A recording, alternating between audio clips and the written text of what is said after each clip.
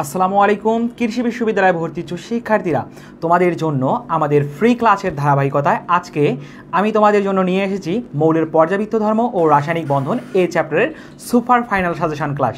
তাই তোমরা সবাই একটু এই ক্লাসটায় যুক্ত হয়ে যাবা এবং ক্লাস শুরুর আগে তোমরা সবাই আমাকে একটু জানাবা যে ভাইয়েরা তোমাদের সব কিছু তোমরা ঠিকঠাকভাবে শুনতে পারছো কি না। আমাকে একটু দ্রুত জানাও সবাই, এবং তোমরা সবাই একটু যুক্ত হয়ে যাও।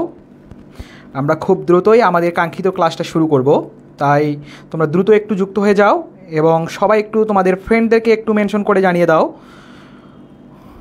ওকে, ইতিমধ্যে আমাদের সাথে সুজন যুক্ত হয়ে গেছে, তোমরা সবাই একটু যুক্ত হয়ে যাও। আমি জাস্ট 1 থেকে 2 মিনিটের মতো সময় দিব, তোমরা একটু দ্রুত যুক্ত হয়ে যাও। আমরা খুব দ্রুতই আমাদের আজকে সুপার ফাইনাল ক্লাস শুরু করে দিব, যেটা হচ্ছে মৌলের পর্যাবৃত্ত ধর্ম ও রাসায়নিক বন্ধন। কৃষি উচ্চ ভর্তি পরীক্ষায় কিন্তু ভাইয়া এই চ্যাপ্টার থেকে কিন্তু 2 থেকে 3টা কোশ্চেন কিন্তু চলেই আসবে।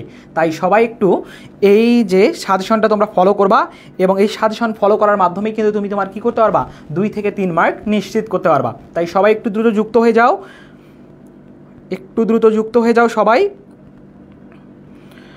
এই তো ইতিমধ্যে অনেকেই আমাদের সাথে যুক্ত হয়ে গেছে। ওয়ালাইকুম আসসালাম ভাইয়া, এই তো যুক্ত হয়ে যাও একটু। আমি জাস্ট 15 থেকে 20 সেকেন্ডের মতো সময় দিচ্ছি, তোমরা যাতে সবাই যুক্ত হতে পারো। এবং আজকের ফাইনাল সাজেশন ক্লাস কিন্তু ভাইয়া খুবই ইন্টারেস্টিং হতে যাচ্ছে। আমরা কিন্তু আজকে টপিক ধরে ধরে প্রত্যেকটা বিষয় আমরা কিন্তু আজকে কোশ্চেন সলভ করবো না ভাইয়া। আমরা তোমাদের জন্য যতটুকু প্রয়োজন ঠিক ততটুকুই আমরা আয়োজন করেছি। এই প্রতিপাদ্যকে সামনে রেখে আজকে আমরা কিন্তু ভাইয়া ক্লাসটাকে এভাবেই সাজিয়েছি। এই মৌলের পর্যাবৃত্ত ধর্ম ও রাসায়নিক বন্ধন চ্যাপ্টারটি অনেক বড় হওয়ার কারণে কিন্তু ভাইয়া এই ক্লাসে আমি আজকে অর্ধেক পার্ট আলোচনা করব, অর্থাৎ পর্ব 1 আলোচনা করব, যেখানে রাসায়নিক বন্ধন এই পার্টটা জাস্ট বাকি থাকবে। বাট মৌলের পর্যাবৃত্ত ধর্ম যে আছে, এই মৌলের পর্যাবৃত্ত ধর্ম এই পার্টটুকু কিন্তু আলোচনা করে ফেলবো।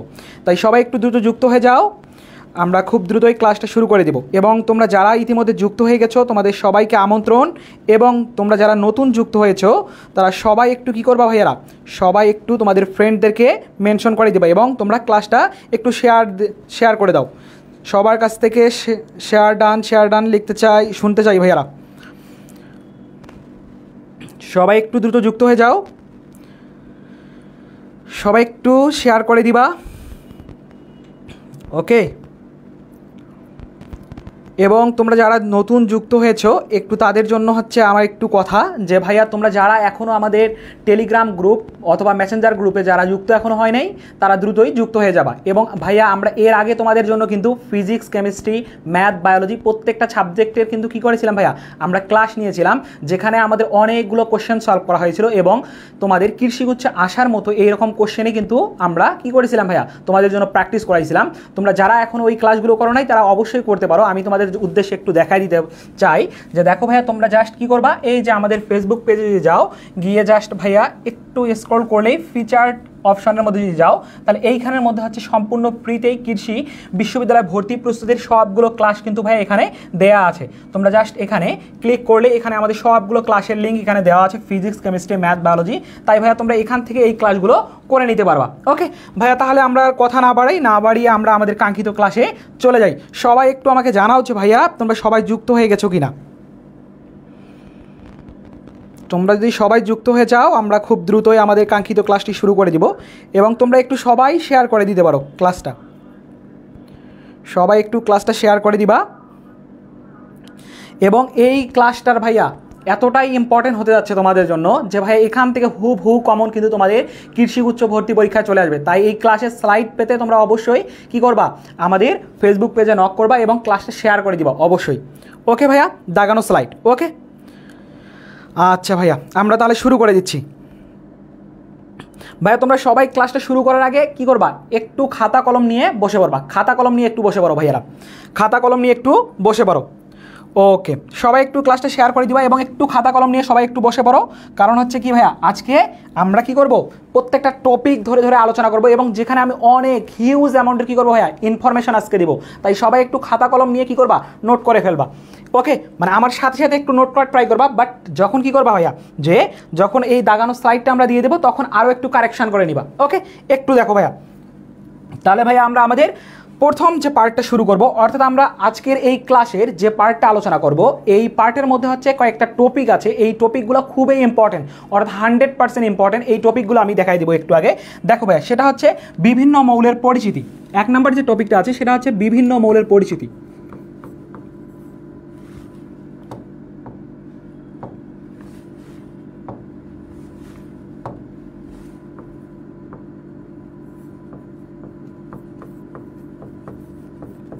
বিভিন্ন মৌলের পরিচিতি।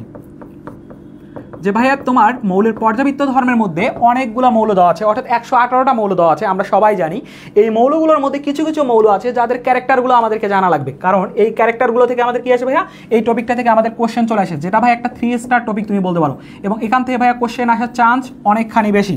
এবং ভাইয়া বিভিন্ন পর্যায় ও গ্রুপ যে আছে, বিভিন্ন পর্যায় এবং গ্রুপ, বিভিন্ন পর্যায়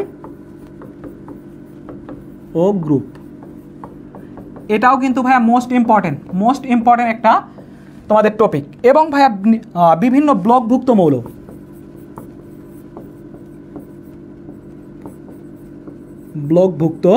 মৌল, এবং ভাইয়া এইখানের মধ্যে তোমাদের হচ্ছে বিভিন্ন ধরনের অক্সাইড,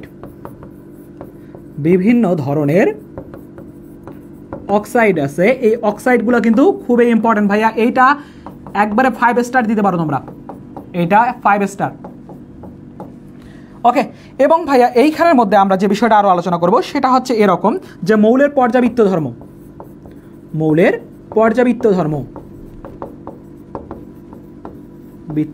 যে আছে, এই ধর্মের মধ্যে আমরা দেখব ভাইয়া যে আয়নীকরণ শক্তি,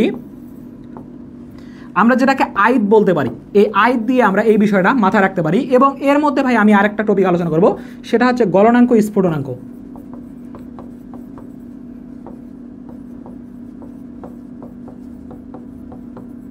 এবং এই আইতের মধ্যে আয়নীকরণ শক্তি,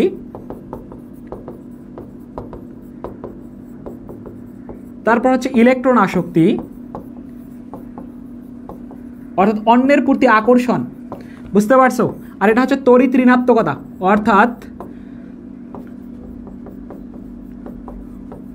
মানে সংসার করতে চাচ্ছে না। তড়িৎ ঋণাত্মকতা কি ভাইয়া? সংসার করতে চাচ্ছে না, ভাগাভাগি হতে চায়। আর ইলেকট্রন আসক্তি মানে কি? অন্যের ওপর আকর্ষণ। আর আয়নীকরণ শক্তি মানে কি? দূরে সরে দিচ্ছে, মানে কি ব্রেকআপ হচ্ছে, দূরে সরে দিচ্ছে, কাছে থেকে দূরে সরে দিচ্ছে, আর দূর থেকে কাছে নিচ্ছে কে? ইলেকট্রন আসক্তি। আর তড়িৎ ঋণাত্মকতা হচ্ছে কি? ডিভাইডেড হয়ে যাচ্ছে। ওকে, সবাই একটু বলো আমাকে। এই তো, ওয়ালাইকুম আসসালাম ভাইয়া। ওকে, হ্যাঁ, আইত থেকে আয়নীকরণ শক্তি, ইলেকট্রন আসক্তি, তড়িৎ ঋণাত্মকতা, আমরা এই 3টা বিষয়কে একটু জাস্ট ভাইয়া এভাবে একটু মাথায় রাখতে পারি, যে আয়নীকরণ শক্তি হচ্ছে দূরে সরে দেব, মানে কি কাছাকাছি রাখা যাবে না, দূরে সরে দেব, সেটা হচ্ছে আয়নীকরণ শক্তি। ইলেকট্রন আসক্তি হচ্ছে কি? টেনে নেব কাছে, কাছে কি করবো ভাইয়া? টেনে নিব। আর তড়িৎ ঋণাত্মকতা কি? যে ভাগাভাগি হয়ে যাব, আলাদা হয়ে যাব, আর কখনো কি হবো না, কাছাকাছিতে থাকবো না, সেটা হচ্ছে তড়িৎ ঋণাত্মকতা। এইটার মধ্যে ভাইয়া এটা হচ্ছে একটা 5 স্টার টপিক। ওকে, এটা হচ্ছে 5 স্টার টপিক। এবং এইখানের মধ্যে ভাইয়া বিভিন্ন ব্লকভুক্ত, এটা হচ্ছে 3 স্টার বলতে পারো। ওকে ভাইয়া, এই টপিকগুলো তোমাদের আজকে আমি আলোচনা করব। এবং এই টপিক দুটার মধ্যে ভাইয়া দেখো, এই যে বিভিন্ন ধরনের অক্সাইড এবং মৌলের পর্যাবৃত্ত ধর্মের এই পার্টগুলো ভাইয়া খুবই ইম্পর্টেন্ট। এবং আমরা প্রত্যেকটা টপিক একবারে তোমাদের যেটুকু করে পার্ট লাগবে ততটুকু পার্টে আমি কি করব আজকে আলোচনা করব। ওকে ভাইয়ারা, সবাই আমাকে জানাও এই টপিকগুলো সম্পর্কে তোমরা ক্লিয়ার হয়েছো কি না। এই টপিকগুলো সম্পর্কে একটু ক্লিয়ার হয়েছো কিনা আমাকে একটু জানাও তো ভাইয়ারা। এই টপিকগুলো সম্পর্কে তোমরা সবাই ক্লিয়ার হয়েছো কি না আমাকে একটু জানাও।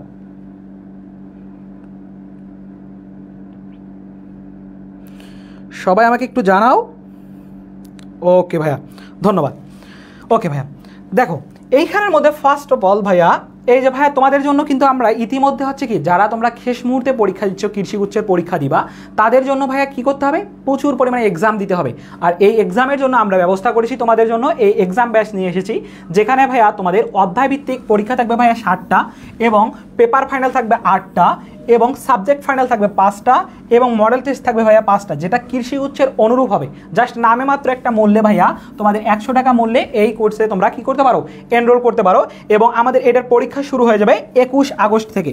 21 আগস্ট থেকে ভাইয়া আমাদের এটার এক্সাম শুরু হয়ে যাবে। তাই তোমরা যারা এখনো এনরোল করো নাই তারা খুব শীঘ্রই কি করবা, এনরোল করে দিবা এবং নিজের প্রস্তুতিকে ঝালিয়ে নেবে। কারণ শেষ মুহূর্তে ভাইয়া প্রচুর পরিমাণে তোমাকে এক্সাম দিতে হবে। আর এই এক্সামের মাধ্যমে নিজের প্রস্তুতিটাকে তুমি কি করতে পারবা, বুঝতে পারবা যে আসলে তুমি কোন পজিশনের মধ্যে আছো, তোমার কোথায় কোথায় ইমপ্রুভ করা দরকার, কিভাবে তুমি ইমপ্রুভ করতে পারো এবং কোন কোশ্চেনগুলোতে তুমি আটকায় যাচ্ছ, সবগুলো বিষয়ে তুমি কিন্তু কি করতে পারবা, অনুধাবন করতে পারবা। তাই ভাইয়া তোমরা কি করবা, এই এক্সাম বেসে ভর্তি হতে পারবা এবং জাস্ট নামে মাত্র একটা মূল্য 100 টাকা দিয়ে। এবং তোমরা ভর্তি হওয়ার জন্য এই দুটো নাম্বারে তোমরা কি করতে পারো, যোগাযোগ করতে পারো, অথবা ফেসবুক পেজে মেসেজ দিলেই তোমরা ইনক্লুড হতে পারবা। ওকে ভাইয়ারা, তাহলে ভাইয়া দেখো আমরা এখন পরের পার্টে চলে যাচ্ছি, অর্থাৎ আমরা এখান থেকে আলোচনা করব। হ্যাঁ ভাইয়া, সংবাদ শিরোনাম ক্লিয়ার, এবার বিস্তারিত। হ্যাঁ, এখন মানে হেডলাইন পড়া শেষ, আমরা এখন বিস্তারিত আলাপ আলোচনা শুরু করব। তাই সবাই কি করবা, একটু রেডি হয়ে যাও, একটু শরীরটাকে কী করো, ঝাড়া দিয়ে নাও, যে আসলে আমরা এখন মেইন ক্লাসের দিকে ফোকাসড হচ্ছি। ওকে, দেখো ভাইয়া, আমরা বলছিলাম মৌলের পর্যাবৃত্ত ধর্ম যে আছে, এই মৌলের পর্যাবৃত্ত ধর্মের মধ্যে আমাদের কিছু মৌলের পরিচিতি সম্পর্কে জানতে হবে। এই পরিচিতির মধ্যে আমরা ভাই যে বিষয়গুলো একটু জানবো সেটা হচ্ছে, আমরা জানি যে আমাদের কি হয়ে থাকে ভাইয়া, যে মৌলের যে আমাদের পর্যায় সারণী যে আছে সেখানে 118টা মৌল থাকে। কতটা মৌল থাকে? 118টা মৌল থাকে, এটা আমরা সবাই জানি। এবং এইখানের মধ্যে গ্রুপ হয়ে থাকে আমাদের ভাইয়া যে কয়টা, 18টা। এবং আমাদের পিরিয়ড বা পর্যায় হয়ে থাকে কয়টা ভাইয়া, 7টা পর্যায় হয়ে থাকে। এইগুলা বিষয় আমরা ছোটোকাল থেকে জানি, সবাই আমরা পারি, এতটুকু বিষয় সবার কাছে ক্লিয়ার।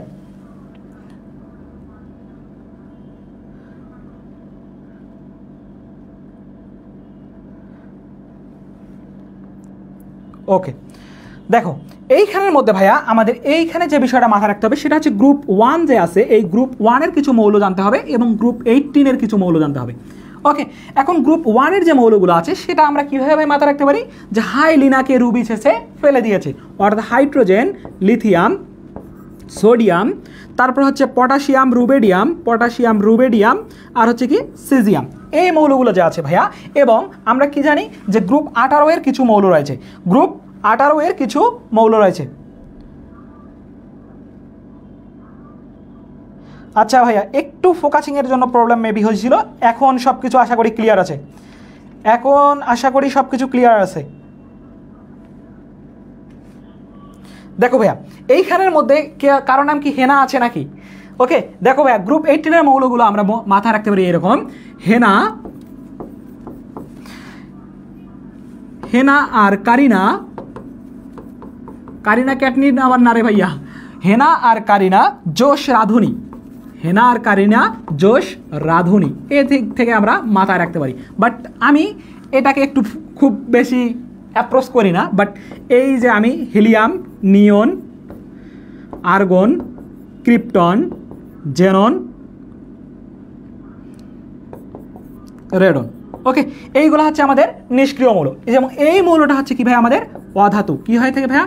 অধাতু হয়ে থাকে, এটা একটু মাথায় রাখতে হবে। এবং এইখানের মধ্যে ভাইয়া এই মৌলগুলো মাথায় রাখতে হবে। এবং এখানে আরও কয়েকটা পার্ট আমি একটু দেখাই দিব তোমাদেরকে, সেটা হচ্ছে উভধর্মী কিছু মৌল আছে।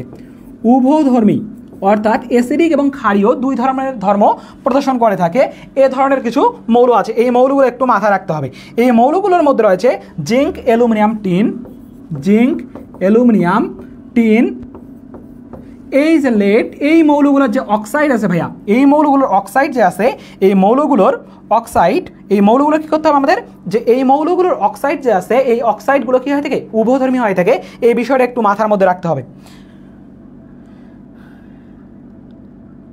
আচ্ছা, এই মৌলগুলো কী করতে হবে একটু মাথার মধ্যে রাখতে হবে, কারণ এই মৌলগুলোর অক্সাইড থেকে কোশ্চেন চলে আসে। এবং ভাই এখান থেকে অপধাতু যে আছে, এই অপধাতু বা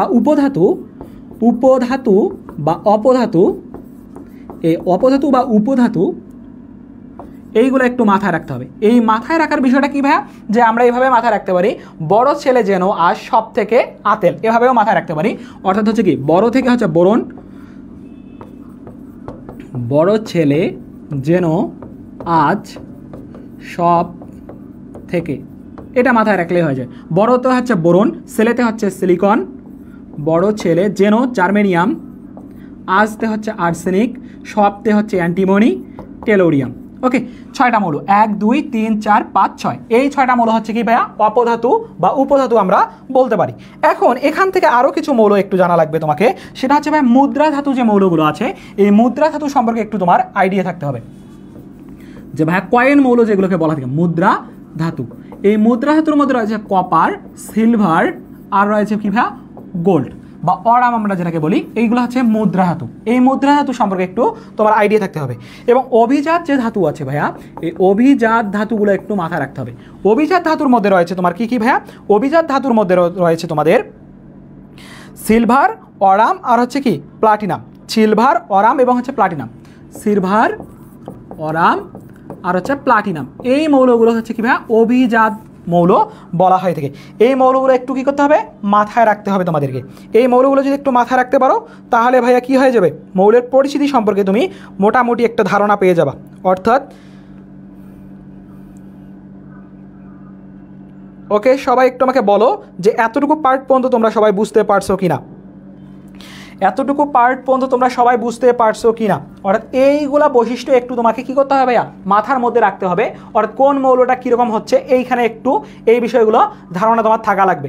যেমন হচ্ছে কি এইখানের মধ্যে হিলিয়াম যে মৌলটা আছে, এই হিলিয়ামটা মৌলটা হচ্ছে কি সবচেয়ে বেশি কী হয় থেকে, সবচেয়ে বেশি কী হয় থেকে আয়নীকরণ শক্তি, সবচেয়ে বেশি কী হয় থেকে ভাইয়া আয়নীকরণ শক্তি হয়ে থাকে। আমরা এই বিষয়গুলো দেখব। ওকে, এবং এই কয়েকটা মৌল সম্পর্কে একটু তোমাকে কি করতে হবে ধারণা থাকা লাগবে। ওকে, সবাই আমাকে বলো যে তোমরা এই পার্টটা ক্লিয়ার হয়েছে কি না? সবাই একটু আমাকে বলো এতটুকু পার্ট সবার ক্লিয়ার হয়েছে কি না, আমাকে একটু বলো সবাই। সবাই আমাকে বলো যে বিভিন্ন মৌলের পরিচিতির মধ্যে এইটুকু পার্ট তোমরা ক্লিয়ার হয়েছে কি না। যদি এইটুকু পার্ট ক্লিয়ার হয়ে থাকো আমাকে একটু জানাও।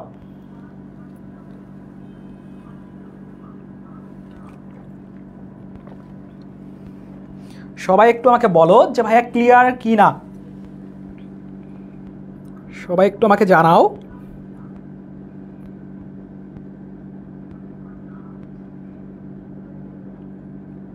ওকে ভাইরা, দেখো তাহলে আমরা পরবর্তী টপিকের মধ্যে চলে যাব। পরের যে টপিকটা ছিল সেটা হচ্ছে বিভিন্ন পর্যায় ও গ্রুপ। কি ভাইয়া? বিভিন্ন পর্যায় ও গ্রুপ।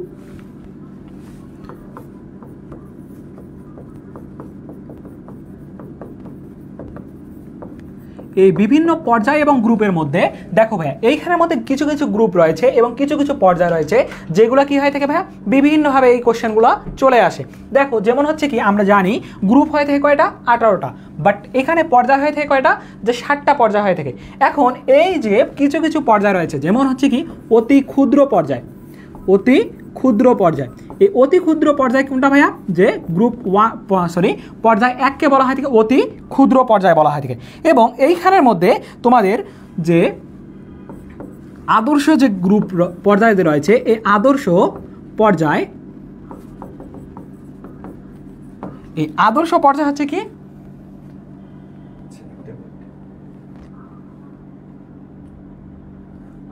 আসসালামু আলাইকুম। আমি একটু ডিস্টার্ব করার জন্য তোমাদের দুঃখিত। আমাদের হচ্ছে অটো ফোকাসিং এর কারণে মাঝে মাঝে একটু প্রবলেম হচ্ছে। সো এটারই একটু সলিউশন করার জন্য আসলে একটা মিনিট আমি একটু সোহানকে বুঝাই দেই। দেখো, সো এইখানে আলটিমেটলি তুমি একটা কাজ করবা, এই এই পার্টটাতে আগে লিখবা, তারপরে এইখানে আসবা, তাহলে আর অটো ফোকাসিং এ ঝামেলা হবে না। এখানে কোনো অবজেক্ট না থাকলে অটো ফোকাসটা ঝামেলা করতেছে, ঠিক আছে? সো একটু পার্ট আগে লিখবা, তারপরে এই পার্টে আসবে। ওকে, এভাবে ক্লাস কন্টিনিউ করো। ওকে, ধন্যবাদ। সবাই ক্লাস কন্টিনিউ করো। দুঃখিত একটু। ওকে,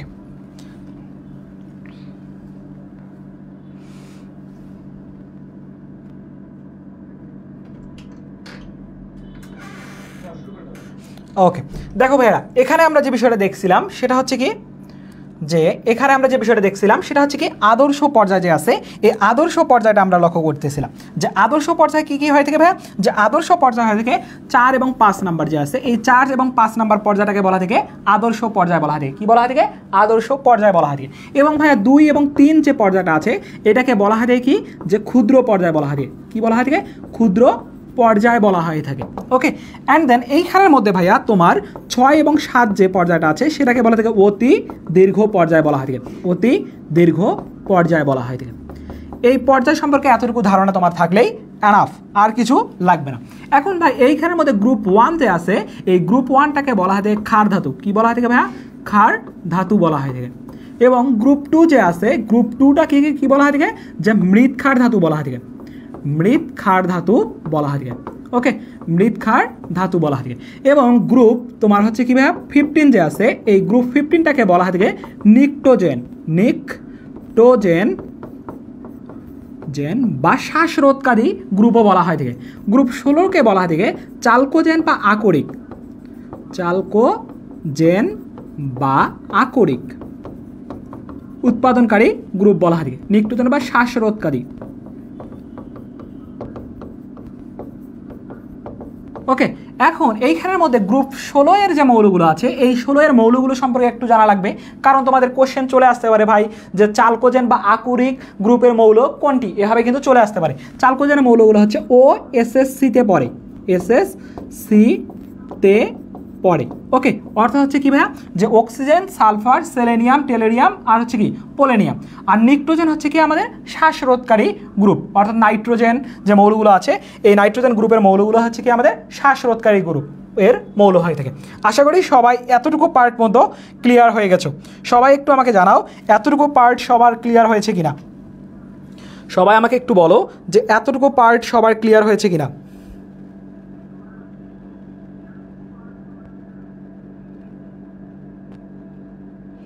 সবাই একটু আমাকে জানাও যে এতটুকু পার্ট ক্লিয়ার হয়েছে কিনা।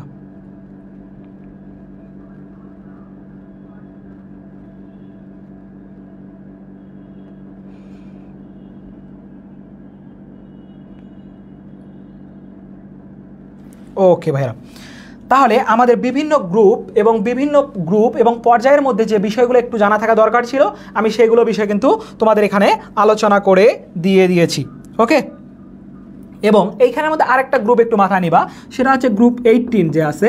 এই গ্রুপ 18টা হচ্ছে কি? যে আমাদের নোবেল গ্যাস বলা হয় বা নার্ড গ্যাস।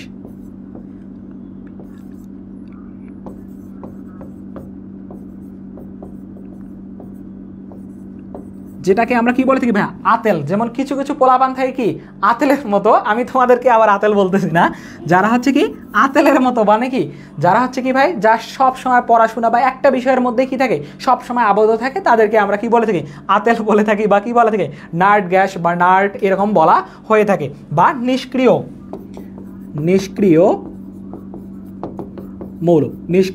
মৌল বলা হয়ে থাকে। ওকে, এতটুকু বিষয় তোমাদের জানা থাকলেই আই হোপ সব কিছু ক্লিয়ার হয়ে যাবে।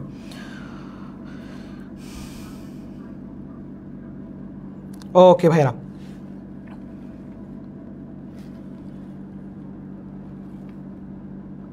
ওকে দেখো, তাহলে আমরা আমাদের পরবর্তী টপিকের মধ্যে যাচ্ছি, সেটা হচ্ছে বিভিন্ন ব্লকভুক্ত মৌল যে আছে। এই বিভিন্ন ব্লকভুক্ত মৌল,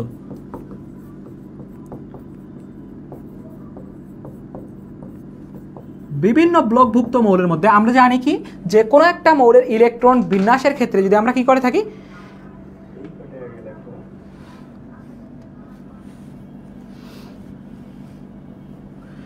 বিভিন্ন ব্লকভুক্ত মৌল যে আছে,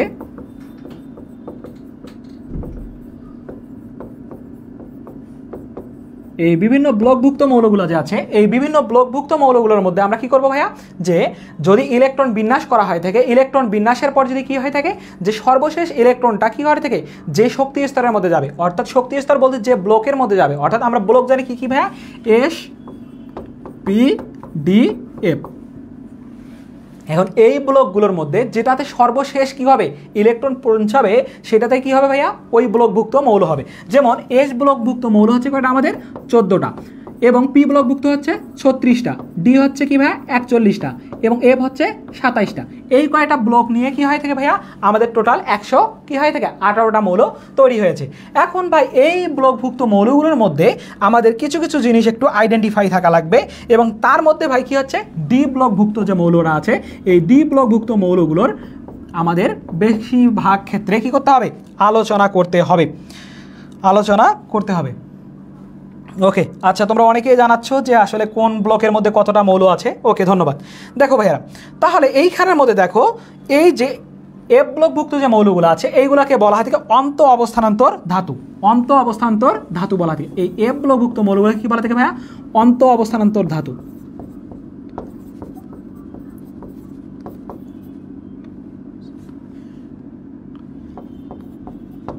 ধাতু বলা থাকে, অন্ত অবস্থানান্তর কি বলা থাকে, ধাতু বলা হয় থাকে।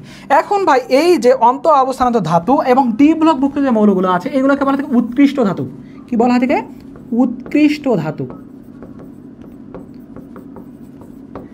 এই মৌলগুলো সম্পর্কে আমাদের কি করতে হবে, একটু জানতে হবে। যেমন ডি ব্লকভুক্ত মৌলের মধ্যে রয়েছে কি ভাই, যে স্কান্ডিয়াম হয়ে থাকে, তারপরে titanium, vanadium, chromium, manganese, iron, cobalt, nickel, copper, zinc. এই মৌলগুলো সম্পর্কে একটু আমরা জানবো এবং ডি ব্লকভুক্ত মৌলের যে বৈশিষ্ট্যগুলো আছে এই বৈশিষ্ট্য সমূহ সম্পর্কে আমরা একটু আলোচনা করব। যেমন ডি ব্লকভুক্ত মৌল কী হয়ে থাকে, জটিল লবণ তৈরি করে থাকে, জটিল লবণ তৈরি করে থাকে এবং রঙিন যৌগ তৈরি করে থাকে। রঙিন কি করে থাকে ভাইয়ারা, রঙিন যৌগ গঠন করে থাকে। এবং এই মৌলগুলো যে আছে এই মৌলগুলো কি হয়ে থাকে, যে চৌম্বক ধর্ম প্রদর্শন করে থাকে, চৌম্বক ধর্ম প্রদর্শন করে। এখন এইখানের মতো চৌম্বক ধর্ম যেটা আছে, চৌম্বক ধর্মটা আমাদের তিন ধরনের হয়ে থাকে। সেটা হচ্ছে প্যারাম্যাগনেটিক,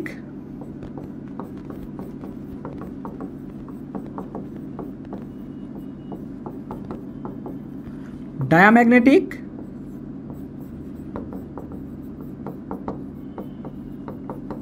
আর একটা হচ্ছে ফেরোম্যাগনেটিক। এবং ভাইয়া এইখানের মধ্যে তোমাকে যে বিষয়টা একটু মাথায় রাখতে হবে সেটা কি, সেটা হচ্ছে এই যে কোনটা কোন ম্যাগনেটিক ধর্ম প্রদর্শন করে থাকে এর উদাহরণগুলো একটু মাথায় রাখতে হবে। কারণ এই যে তোমার 3D ব্লকভুক্ত অর্থাৎ ডি ব্লকের প্রথম পর্যায়ের যে মৌলগুলো আছে সেটা হচ্ছে কি, যে স্কান্ডিয়াম, টাইটেনিয়াম, ভ্যানাডিয়াম, ক্রোমিয়াম অর্থাৎ হচ্ছে জিঙ্ক পর্যন্ত যে মৌলগুলো আছে এদের মধ্য থেকেই সবচেয়ে বেশিরভাগ ক্ষেত্রে কী আসে ভাইয়া, কোশ্চেন চলে আসে। তাই এইগুলোর ক্ষেত্রে তোমাকে চৌম্বক ধর্ম যে আছে এই চৌম্বক ধর্মটা একটু মাথায় রাখতে হবে। এই চৌম্বক ধর্মটার মধ্যে দেখো ভাইয়া প্যারাম্যাগনেটিক যে আছে এইগুলোর ক্ষেত্রে কী কী হয়ে থাকে সেটা একটু আমি নোট করে দিচ্ছি তোমাদেরকে। টাইটেনিয়াম, ভ্যানাডিয়াম, ক্রোমিয়াম, ম্যাঙ্গানিজ এবং কপার যে আছে ভাইয়া, এই কপারগুলো কী থেকে প্যারাম্যাগনেটিক ধর্ম প্রদর্শন করে থাকে। এবং ডায়াম্যাগনেটিক যে আছে এই ডায়াম্যাগনেটিকটা যেটা প্রদর্শন করে থাকে সেটা হচ্ছে iron, cobalt, iron, cobalt, nickel. Iron, cobalt, nickel কী করে থাকে ভাইয়া, যে এরা আমাদের যে কাজটা করে থাকে সেটা হচ্ছে কি, যে ফেরোম্যাগনেটিক হবে। এটা একটু কারেকশন, সেটা হচ্ছে আয়রন, কোবাল্ট, এইটা হচ্ছে ফেরোম্যাগনেটিক। ফেরোম্যাগনেটিক যে আছে ভাইয়া সেটা হচ্ছে কি আয়রন, কোবাল্ট এবং হচ্ছে কি কপার। আয়রন, কোবাল্ট আর হচ্ছে কি নিকেল, আয়রন, কোবাল্ট, নিকেল। ভাই একটা বিষয় তোমরা মাথায় রাখতে পারো সেটা হচ্ছে আয়রন, কোবাল্ট, নিকেল যে আছে এইটা হচ্ছে কি ফেরোম্যাগনেটিক। ফেরোম্যাগনেটিক এই ফ যে আছে এই ফ থেকে হচ্ছে কি ভাই ফেরিক বা ফ্রাস হয়ে থাকে, অর্থাৎ আয়রনের পরে হচ্ছে আমাদের কি ভাইয়া কোবাল্ট, কোবাল্টের পরে হচ্ছে কি ভাইয়া নিকেল। এই তিনটা মৌল যদি জাস্ট একটু মাথায় রাখো যে আয়রন, কোবাল্ট, নিকেল এই তিনটা মৌল জাস্ট পর মৌল, এই তিনটা মৌল যদি মাথায় রাখো সেটা হচ্ছে কি ভাইয়া ফেরো। আমরা কি জানি যে ফেরিক জানি, ফেরিক আর জানি কি ভাইয়া ফেরাস, ফেরাস। তাহলে এই ফেরিক আর ফেরাস যেটা হচ্ছে ফেরিক হচ্ছে Fe3+ আর Fe2+ হচ্ছে ফেরাস। এখন ভাই এইখানের মধ্যে ফেরিক আর ফেরাস অর্থাৎ ফ যেহেতু দুইটাতে আছে এই কারণে আমরা কি বলবো ভাইয়া, এইটা ফেরো, এখানেও কি আছে ফ আছে, এই কারণে ফেরোতে হচ্ছে কি আয়রন, কোবাল্ট, নিকেল এই তিনটা মৌল একটু মাথায় রাখবা। এই তিনটা হচ্ছে কি যে ফেরোম্যাগনেটিক। কি হয় ভাইয়া ফেরোম্যাগনেটিক, এটা খুবই ইম্পর্টেন্ট ভাইয়া, এটা খুবই ইম্পর্টেন্ট। ওকে, এই বিষয়টা একটু মাথায় রাখবা। এবং বাকি যে মৌলগুলো আছে এই বাকি মৌলগুলো হয় থেকে আমাদের কি ভাইয়া, যে বাকি মৌলগুলো হয় থেকে আমাদের ডায়াম্যাগনেটিক হয়ে থাকে। ডায়াম্যাগনেটিক কী আছে ভাইয়া, ডায়াম্যাগনেটিকের মধ্যে যে মৌলগুলো আছে সেটা হচ্ছে কি এই যে আমাদের কী হয় থাকে স্কান্ডিয়াম হয়ে থাকে ডায়াম্যাগনেটিক এবং জিঙ্ক যে আছে জিঙ্কটা হয়ে থাকে ডায়াম্যাগনেটিক, অর্থাৎ চৌম্বক ধর্ম প্রদর্শন করে না যে মৌলগুলো সেগুলোকে বলা হচ্ছে আমাদের ডায়াম্যাগনেটিক। ওকে, আশা করি সবাই বুঝতে পারছো। ফেনিকো, হ্যাঁ এভাবেও মাথায় রাখতে পারো। ওকে, জাস্ট তোমরা একটু সিম্পলভাবে মাথায় রাখতে হবে সেটা হচ্ছে কি আয়রনের পরে হচ্ছে কোবাল্ট, কোবাল্টের পরে হচ্ছে নিকেল, অর্থাৎ হচ্ছে কি পারমাণবিক সংখ্যা 1 করে বাড়তেছে। এভাবে হচ্ছে কি ভাইয়া এই তিনটা মৌল নিয়ে কী হচ্ছে, যে এই তিনটা মৌল নিয়ে আমাদের ফেরোম্যাগনেটিক তৈরি হয়ে থাকে। ফেরোম্যাগনেটিক কী হয়ে থাকে ভাইয়া, তৈরি হয়ে থাকে।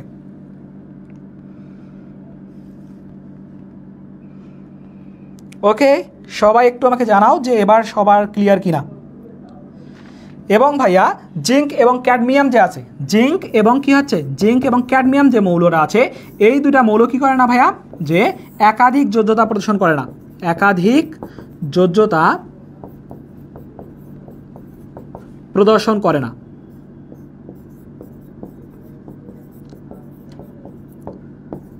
বাট অন্যান্য ডি ব্লকভুক্ত মৌল যে আছে এই ডি ব্লকভুক্ত মৌলগুলো কী করে থাকে ভাইয়া, একাধিক যোজ্যতা প্রদর্শন করে থাকে। বাট এই মৌলগুলো কী করে না, যে প্রদর্শন করে না।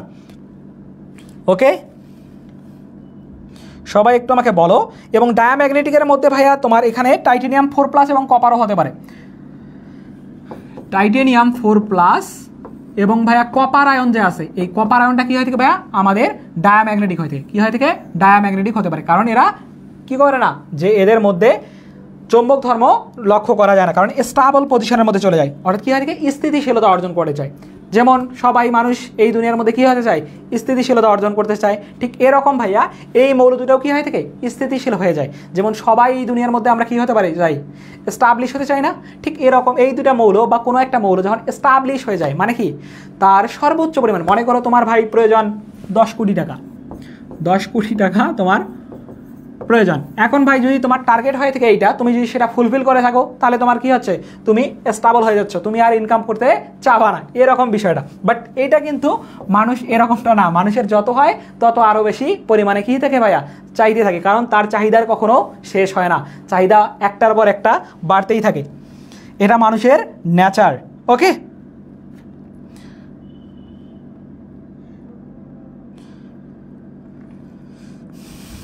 আচ্ছা,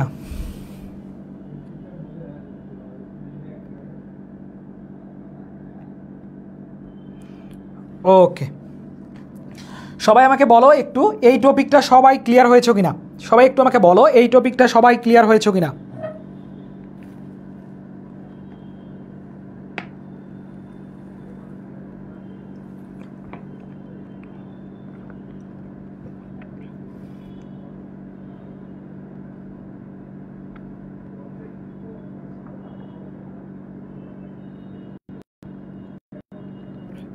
ওকে ভাইয়ারা, ধন্যবাদ। দেখো এখন আমরা যে টপিকের মধ্যে যাব সেটা হচ্ছে কি ভাইয়া, বিভিন্ন ধরনের অক্সাইড, বিভিন্ন ধরনের কি করব, অক্সাইড সম্পর্কে আলোচনা করব।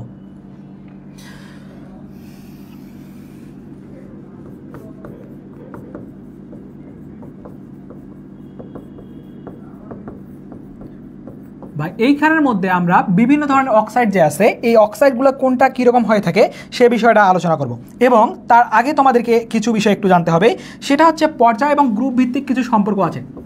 পর্যায় এবং গ্রুপ ভিত্তিক কিছু সম্পর্ক আছে। যেমন পর্যায় সারণীর বাম দিক থেকে ডান দিকে গেলে, বাম থেকে ডানে গেলে, মানে এদিক থেকে এদিকে যদি যাই, তাহলে আমাদের কী হয় থেকে ভাইয়া, ধাতব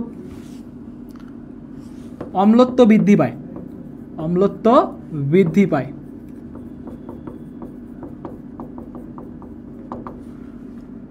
গ্রুপ বরাবর উপর থেকে নিচে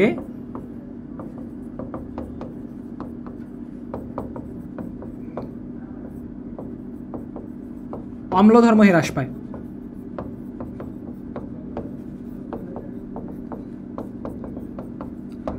যেমন ক্ষার ধর্মের ক্ষেত্রে আমরা যে বিষয়টা, এটা আমরা অম্ল ধর্মের জন্য দেখলাম, ক্ষার ধর্মের জন্য যে বিষয়টা হবে যে পর্যায় সারণীর বাম দিক থেকে ডান দিকে যদি যাই তাহলে ক্ষার ধর্ম হ্রাস পায়।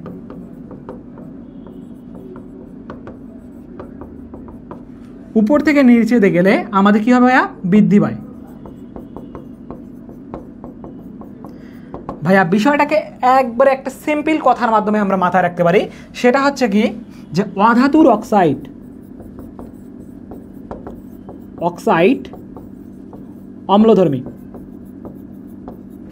আর পর্যায় সারণীর কী হয়ে থাকে, পর্যায় সারণীর বাম দিক থেকে ডান দিকে গেলে আমাদের অধাতব ধর্ম কী হয়ে থাকে, বৃদ্ধি পেতে থাকে, মানে অধাতব ধর্ম বেশি পরিমাণে পাওয়া যায়, যার কারণে তাদের অক্সাইডগুলো কী হয়ে থাকে, অম্লধর্মী হয়ে থাকে। যেমন বোরন একটা কী হয়ে থাকে ভাইয়া, আমাদের অধাতু হয়ে থাকে। যেমন কার্বন যে আছে, এই কার্বন ডাই অক্সাইড, তারপর হচ্ছে লিথিয়াম, কার্বন ডাই অক্সাইড যে আছে, এই কার্বন ডাই অক্সাইড কী হয়ে থাকে আমাদের, যে ভাই একটা অম্লধর্মী হয়ে থাকে। কার্বন মনোঅক্সাইড, তারপরে হচ্ছে কি আমাদের ভাইয়া, যে এখান থেকে আমরা আরও বলতে পারি যে বিষয়গুলো, সেটা হচ্ছে কি যে তোমার অম্লধর্মীর মধ্যে যে অধাতুগুলো আছে, এই অধাতুগুলো কি হচ্ছে আমাদের অধাতুর অক্সাইডগুলো অম্লধর্মিতা প্রদর্শন করবে। যেমন হচ্ছে কি যে nitrogen, nitrogen oxide, nitric oxide, nitrogen dioxide, nitrogen pentoxide, nitrogen tetroxide. Okay, এই অক্সাইডগুলোকে কী বলা হচ্ছে আমাদের অধাতুর অক্সাইড বলা হচ্ছে। এবং এইখানে আমাদের ক্ষার ধর্ম যে প্রদর্শন করবে, যেমন হচ্ছে কি আমাদের ক্ষার হয় থেকে কী ভাইয়া, ক্ষার হয় থেকে লিথিয়াম অক্সাইড, তারপর হয় থেকে কি ম্যাগনেসিয়াম অক্সাইড, ক্যালসিয়াম অক্সাইড, এইগুলো হচ্ছে কি ক্ষার ধাতু। আর ক্ষার ধাতুর মধ্যে কী হয় থেকে ক্ষার ধাতুর অক্সাইড কী করবে, যে ক্ষার ধাতুর যে ধাতুর অক্সাইড, আমরা এইখানে একটু বিষয়টা বলে যাই যে ধাতুর অক্সাইড ক্ষার ধর্ম প্রদর্শন করে।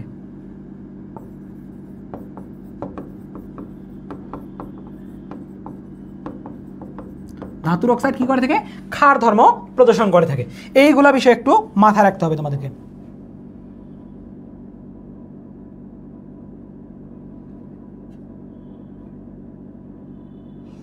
ভাইয়া উভধর্মী আমি বিষয়টা দেখাই দিয়েছিলাম, উভধর্মী বিষয়টা প্রথমের দিকে আমি দেখাই দিয়েছিলাম। ওকে, আশা করি ক্লিয়ার।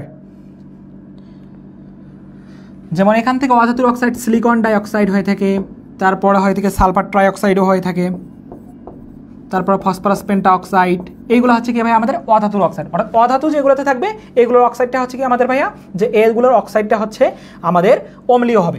এখন ভাইয়া তোমরা এখান থেকে একটা বিষয় বলো আমাকে, যে এইখানে আমাদের কয়েক ধরনের অক্সাইডের মধ্যে একটু আলোচনা করতে হবে। সেটা হচ্ছে কি, যে পার অক্সাইড, তারপর সুপার অক্সাইড, পার অক্সাইড, সুপার অক্সাইড, তারপর হচ্ছে নিরপেক্ষ অক্সাইড, তারপর হচ্ছে মিশ্র অক্সাইড, তারপর পলি অক্সাইড। এই যে ভাই এইখানের মধ্যে আমি পলি অক্সাইড দিয়ে শুরু করতেছি। এই পলি অক্সাইড হচ্ছে ম্যাঙ্গানাস অক্সাইড যে আছে এইটাকে বলা হয় তোমার পলি অক্সাইড।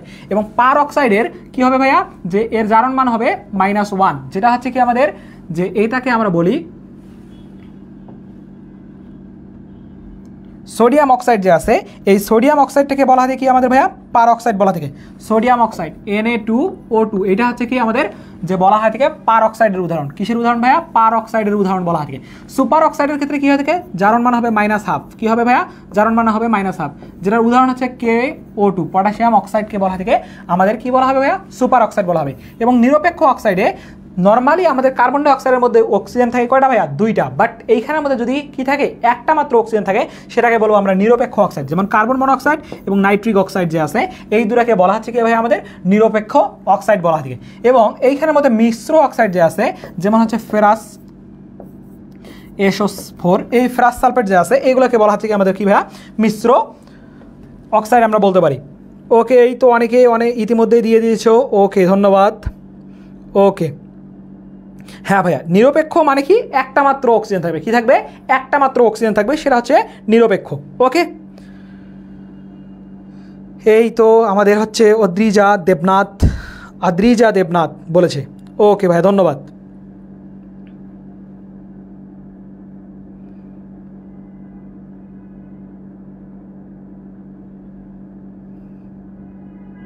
ওকে, এই অক্সাইডগুলো সম্পর্কে কী করতে আমাদের, যে একটু ধারণা থাকতে হবে। এবং এইখানের মধ্যে আরেকটা ভাই ইম্পর্টেন্ট, সেটা হচ্ছে প্রশম অক্সাইড। এই প্রশম অক্সাইড থেকে কিন্তু কোশ্চেন আসতে পারে। প্রশম অক্সাইড, এই প্রশম অক্সাইড কোনটা, সবাই একটু আমাকে বলো তো ভাইয়া, কে কে বলতে পারো দেখি। প্রশম অক্সাইড কে কে বলতে পারো দেখি, প্রশম অক্সাইড কে কে তোমরা বলতে পারো, একটু সবাই আমাকে জানাও প্রশম অক্সাইডটা কি, সবাই একটু আমাকে বলো।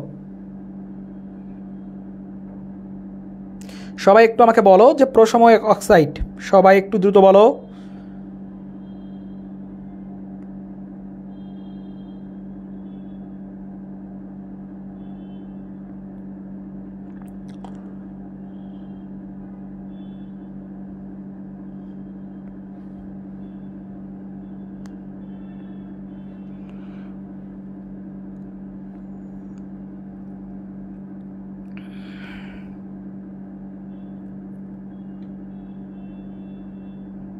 নাইট্রোজেন ডাইঅক্সাইড না ভাইয়া, একটু লক্ষ্য করো, সবাই একটু বলো আমাকে, একটু চেষ্টা করো দেখি। প্রশম অক্সাইড ভাই, এটা কিন্তু চলে আসার মতো একটা কোশ্চেন, সবাই একটু আমাকে বলো যে প্রশম অক্সাইড যে আছে, এই প্রশম অক্সাইডটা কি।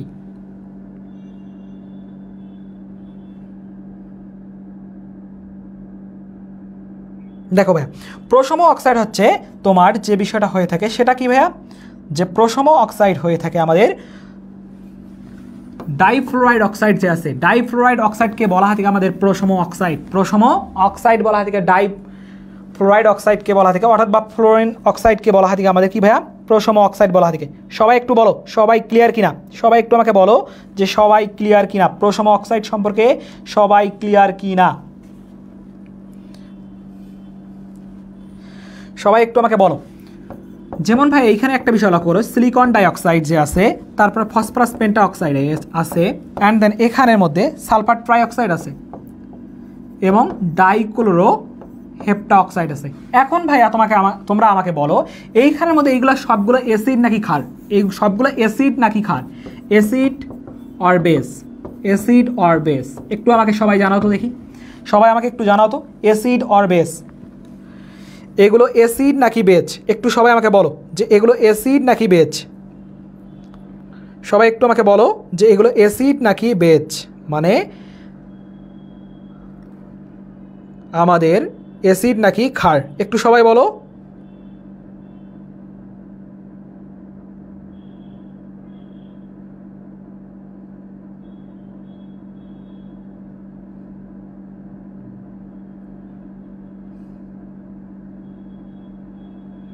একটু সবাই আমাকে বলো।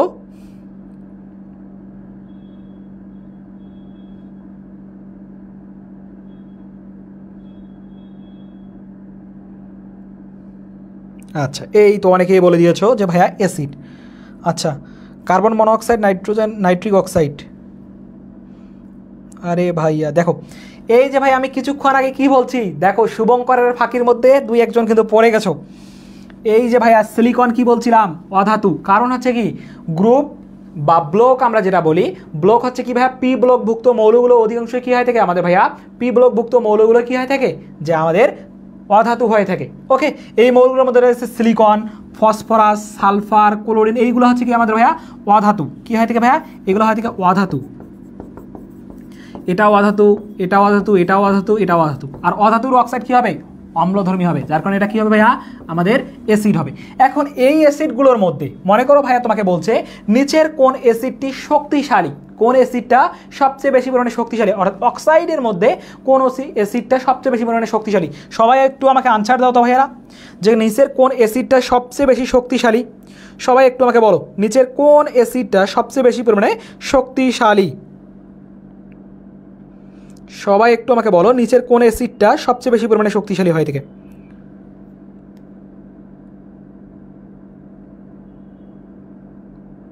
না ভাই, নিরপেক্ষই কিভাবে প্রশম হয় রে ভাই? নিরপেক্ষই কীভাবে প্রশম হয় দেখো একটু আমি ক্লিয়ার করে দিই।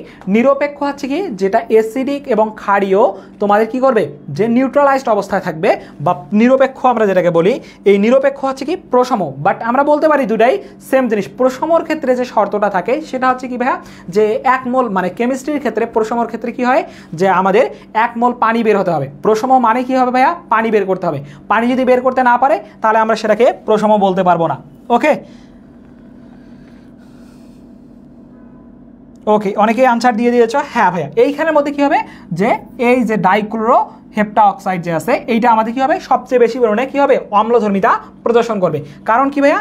কারণ হচ্ছে এর মধ্যে সবচেয়ে বেশি পরিমাণে কী দেখা যাবে, যে আমাদের অধাতুর ধর্ম পরিমাণে বেশি পরিমাণে দেখা যাবে। যেখানে অধাতুর ধর্ম বেশি পরিমাণে দেখা যাবে সেখানে আমাদের কী হবে সবচেয়ে বেশি পরিমাণে কী দেখা যাবে, যে অ্যাসিডিক ধর্ম প্রদর্শন করে থাকবে।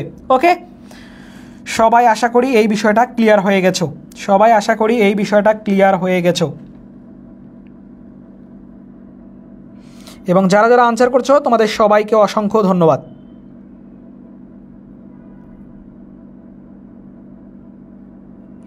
সবাই একটু ক্লাসটা শেয়ার করে দিবা।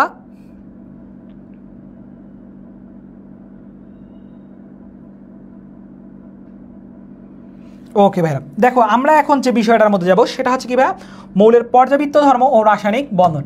দেখো ভাইয়া তোমাদের জন্য কিন্তু ইতিমধ্যে আমাদের কি হয়েছে ভাইয়া, যে ইতিমধ্যেই সেকেন্ড টাইম ব্যাচ কিন্তু আমাদের লঞ্চ হয়ে গেছে, যেটার আমরা হচ্ছে কি ভাইয়া করেছি, যেখানে ফিজিক্সের ক্লাস রাখা হয়েছে 30টি, কেমিস্ট্রির ক্লাস রয়েছে 30টি, ম্যাথ হচ্ছে 30টি এবং বায়োলজি হচ্ছে 30টি ক্লাস থাকবে।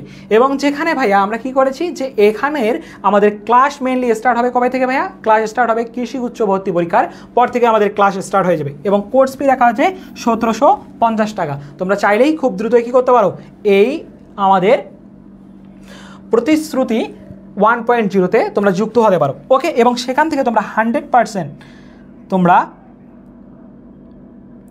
তোমাদের সেকেন্ড টাইম প্রস্তুতি কমপ্লিট করতে পারবে। ওকে, দেখো ভাই আমরা কথা না বাড়িয়ে আমরা আমাদের কাঙ্ক্ষিত পড়াশোনায় চলে যাই। দেখো এইখানের মধ্যে যে বিষয়টা আছে ভাইয়া সেটা একটু লক্ষ্য করো যদি, সেটা হচ্ছে কি মৌলের পর্যাবৃত্ত ধর্ম যে আছে, এই মৌলের পর্যাবৃত্ত ধর্ম। এখন তোমরা আমাকে বলো যে তোমাদের মৌলের পর্যাবৃত্ত ধর্ম মধ্যে আমরা কি কি জানি ভাইয়া, যে গলনাঙ্ক, স্ফুটনাঙ্ক।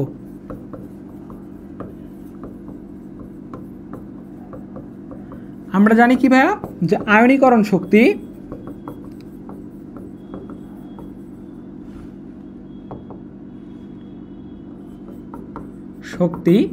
ইলেকট্রন আসক্তি,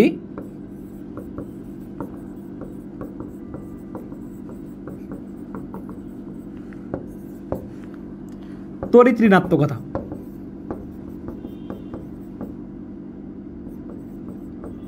এখন ভাইয়া তোমাদের এইখানের মধ্যে কোশ্চেন চলে আসতে পারে এরকম যে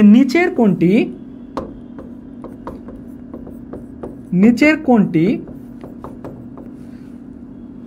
মৌলের পর্যাবৃত্ত ধর্ম নয়।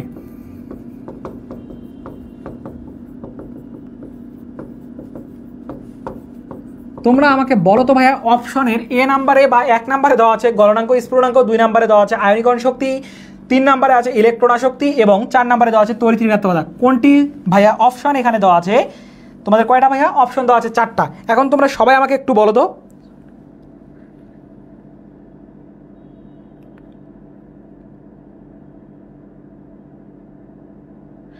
সাউন্ড তো ক্লিয়ার আছে ভাইয়া? আমি একটু দেখি, সাউন্ড তো ক্লিয়ার আছে ভাইয়া? আমি একটু দেখি।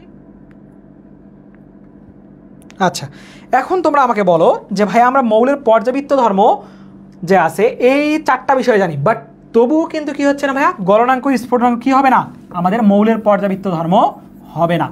এখন বলতে পারো কেন ভাইয়া মৌলের পর্যাবৃত্ত ধর্ম এই গলনাঙ্ক স্ফুটনাঙ্কটা হচ্ছে না?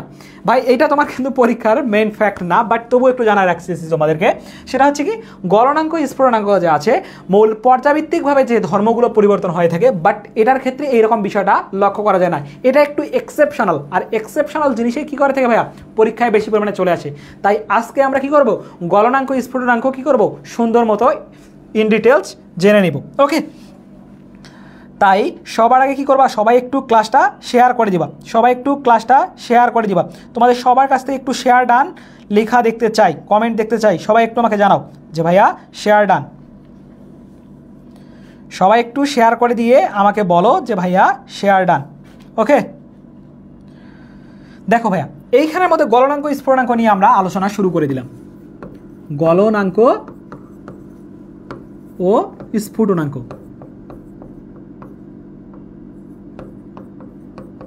এখন এই গলনাঙ্ক এবং স্ফুটনাঙ্কের মধ্যে যে বিষয়গুলো তোমাকে জানা থাকা লাগবে সেটা হচ্ছে কি ভাইয়া, গ্রুপ যে 1 আছে, গ্রুপ কি ভাইয়া, গ্রুপ 1-এর যে মৌলগুলো আছে সেটা কি জানি আমরা ভাইয়া, গ্রুপ 1-এর মৌলের মধ্যে রয়েছে আমাদের লিথিয়াম, সোডিয়াম, পটাশিয়াম, রুবেডিয়াম, সিজিয়াম। ওকে, এই মৌলগুলো যে আছে এই মৌলগুলোর মধ্যে তোমাকে জানতে হবে যে কোন মৌলটার গলনাঙ্কর মান কি হয়ে থাকে বা স্ফুটনাঙ্কর মান সবচেয়ে বেশি হয়ে থাকে। দেখো ভাইয়া এইখানের মধ্যে লিথিয়াম যে মৌলটা আছে, লিথিয়াম মৌলের কি হয়ে থাকে, গলনাঙ্ক স্ফুটনাঙ্কের মান বেশি হয়ে থাকে, মানে এটা বেশি হয়ে থাকে। তারপর হচ্ছে কি সোডিয়াম, তারপর হচ্ছে পটাশিয়াম, তারপরে রুবেডিয়াম। ওকে, এবং এইটা হচ্ছে কি ভাইয়া সবচেয়ে বেশি, এইটা হচ্ছে সবচেয়ে বেশি এবং এইটা হচ্ছে সবচেয়ে কম। ওকে, এখন ভাই এটা পর্যাবৃত্তিকভাবে কিন্তু কি হয় না, পরিবর্তন হয় না, এই কারণে একটু এই বিষয়টা মাথা রাখতে হবে তোমাকে। ওকে, এবং এইখানের মধ্যে গ্রুপ 17-এর যে মৌলগুলো আছে, গ্রুপ 17-এর মৌলগুলো যে আছে সেই গ্রুপ 17-এর মৌলগুলোর মধ্যে হচ্ছে কি ভাইয়া, ফ্লোরিন, ক্লোরিন, ব্রোমিন, আয়োডিন, এই যে মৌলগুলো আছে এই মৌলগুলোর ক্ষেত্রে আমাদেরকে কি করতে হবে, তার গলনাঙ্ক স্ফুটনাঙ্কের বিষয়টা একটু মাথায় রাখতে হবে। এইখানের মধ্যে আমাদের সবচেয়ে বেশি পরিমাণে কি হবে, যে আয়োডিনের গলনাঙ্ক স্ফুটনাঙ্কের মান বেশি হয়ে থাকে, তারপর হচ্ছে কি ভাই ব্রোমিন, তারপর হচ্ছে ক্লোরিন, তারপর হচ্ছে সবচেয়ে কম হয় থেকে আমাদের ফ্লোরিন। বাট এইখানের মধ্যে অবস্থাগুলো একটু জানতে হবে। এই যে আমাদের ফ্লোরিন এবং ক্লোরিন হয় থেকে কি ভাইয়া, যে গ্যাস হয়ে থাকে, কি হয়ে থাকে, গ্যাস অবস্থা হয় থেকে, কি অবস্থা হয় থেকে, গ্যাস অবস্থা হয় থেকে। এবং এই ব্রোমিনটা হয় থেকে তরল অবস্থা, এবং আয়োডিন হয় থেকে কি ভাইয়া, কঠিন অবস্থা হয় থেকে। এখন এইখানের মধ্যে অবস্থা জাস্ট জানলে হবে না, এর কালারগুলো যে আছে অর্থাৎ কী ধরনের বর্ণ প্রদর্শন করে থাকে এইগুলো একটু জানতে হবে। যেমন আয়োডিন যে আছে, আয়োডিন কী হয় থেকে ভাইয়া, বেগুনি হয়ে থাকে, কী হয় থেকে, বেগুনি হয় থেকে। ব্রোমিন হয় থেকে লালচে, লালচে বেগুনি, লালচে বাদামি হয়ে থাকে। এবং এইখানের মধ্যে ব্রোমিন যে আছে সেটা হয় কি, হলদে, হলদে সবুজ, হলদে সবুজ হয় থেকে। আর এটা ফ্যাকাশে হলুদ হয় থেকে, কি হয় থেকে, ফ্যাকাশে হলুদ হয় থেকে, ফ্যাকাশে হলুদ। ওকে, ফ্যাকাশে হলুদটা কীরকম বলতে পারবা, ফ্যাকাশে হলুদটা কীরকম বলতে পারবা? বিয়ে বাড়িতে যে কী করে থাকে, বর বা কনেকে হলুদ মাখায় না, সেটা মাখানোর পর কী হয়ে থাকে ভাইয়া, যে তারপরে হচ্ছে কি পরিষ্কার হওয়ার পর তাদের শরীরের মধ্যে একটা হলুদের কি দেখা যায়, আভা দেখা যায়, সেইটা হচ্ছে কি ভাইয়া, ফ্যাকাশে হলুদ, ফ্যাকাশে হলুদ।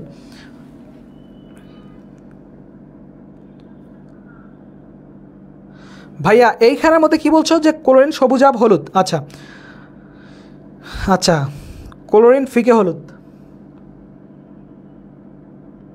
ভাইয়া এই যে তোমার ক্লোরিন যেটা আছে, ক্লোরিনটা হচ্ছে কি ভাইয়া হবে তোমার জানো, ক্লোরিন হবে হলদে সবুজ, হলদে সবুজ হবে, ওইটাকেই তোমাদের বলতেছে সবুজাভ হলুদ। ওকে,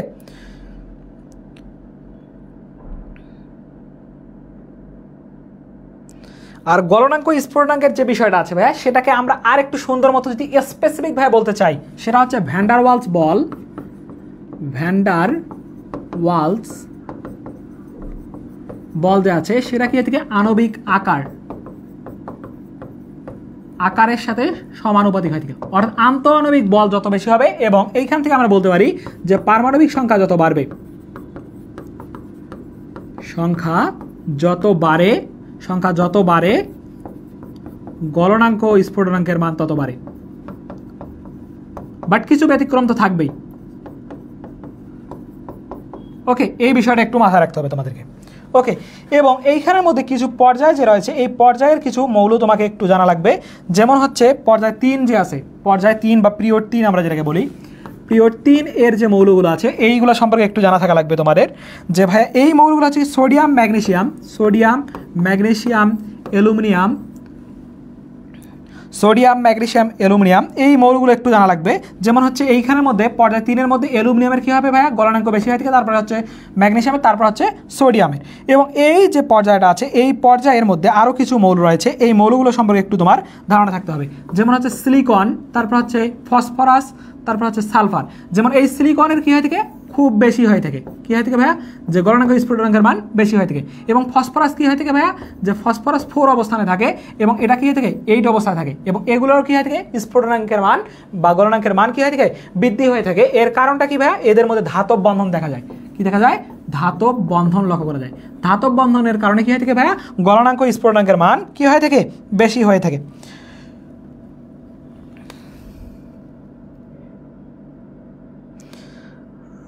আচ্ছা, গ্রুপে অ্যাড হওয়া যাচ্ছে না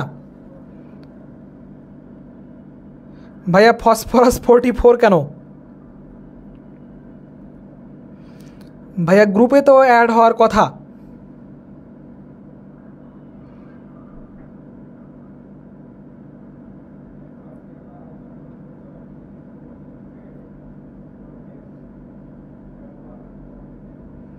P44 বুঝলাম না, আদ্রিজা দেবনাথ।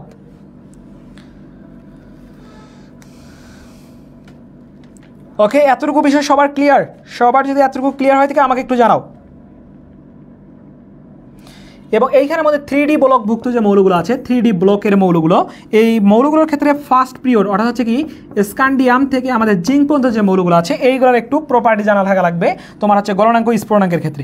সেই প্রপার্টিসের মধ্যে হচ্ছে কি ভাই, যত বেশি বিজোড় ইলেকট্রন, যত বেশি বিজোড় ইলেকট্রন,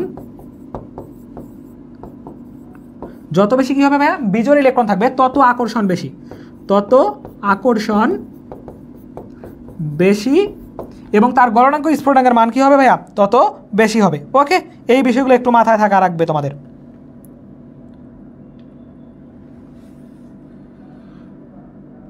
ও আচ্ছা আচ্ছা, আমি ভাবলাম যে ভর দিয়ে দিয়েছে নাকি দেবনাথ, যে আসলে ভর দিয়ে দিচ্ছ নাকি যে 44, এরকমটা ভাবছিলাম। ওকে, ধন্যবাদ ভাইয়া। সবাই আমাকে একটু বলো এই বিষয়টা সবার কাছে ক্লিয়ার কিনা, সবার কাছে এই বিষয়টা ক্লিয়ার কিনা আমাকে একটু বলো।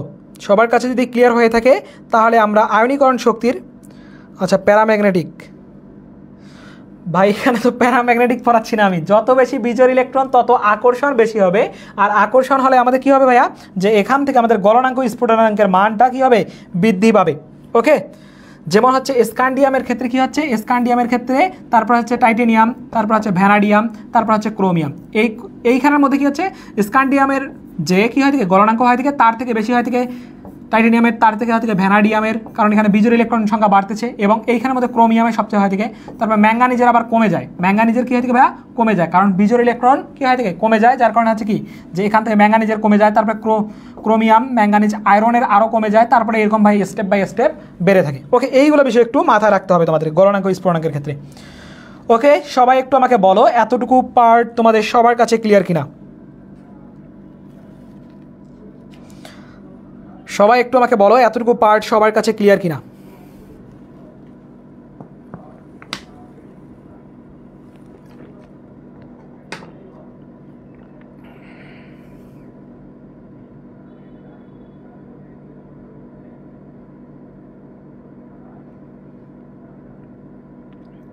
ওকে, ধন্যবাদ ভাইয়া।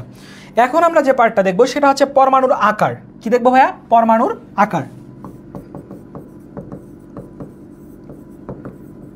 ভাই পরমাণুর আকারটা কীরকম জিনিস, যেমন আমরা মানুষ কী হয়ে থাকি, যে মোটা হয়ে থাকি, তারপর চিকন হয়ে থাকি, তারপর কেউ 5 ফিট, কেউ 4 ফিট, কেউ 6 ফিট, এরকম হয়ে থাকে। অর্থাৎ কী আছে, একটা মানুষের সাইজ বা আকার কতটুকু হয়ে থাকে সেটা আমরা ডিফাইন করতে পারি। ঠিক একইভাবে কোনো একটা পরমাণুর ক্ষেত্রে যেমন 118টা মৌল হয়ে থাকে, কোনটার আকার ছোট, কোনটার আকার বড়, এইগুলো বিষয় আমরা ডিফাইন করবো। এখন এই পরমাণুর আকারের মধ্যে থেকে ভাইয়া কোশ্চেন আসার চান্স খুবই বেশি, খুবই বেশি, খুবই বেশি। এটা 5 স্টার। ওকে, পরমাণুর আকারের মধ্যে যে বিষয়টা আছে ভাইয়া সেটা হচ্ছে কি, যে পরমাণুর আকারের মধ্যে আমরা যে বিষয়টা জানি সেটা হচ্ছে কি, যে পর্যায় সারণীর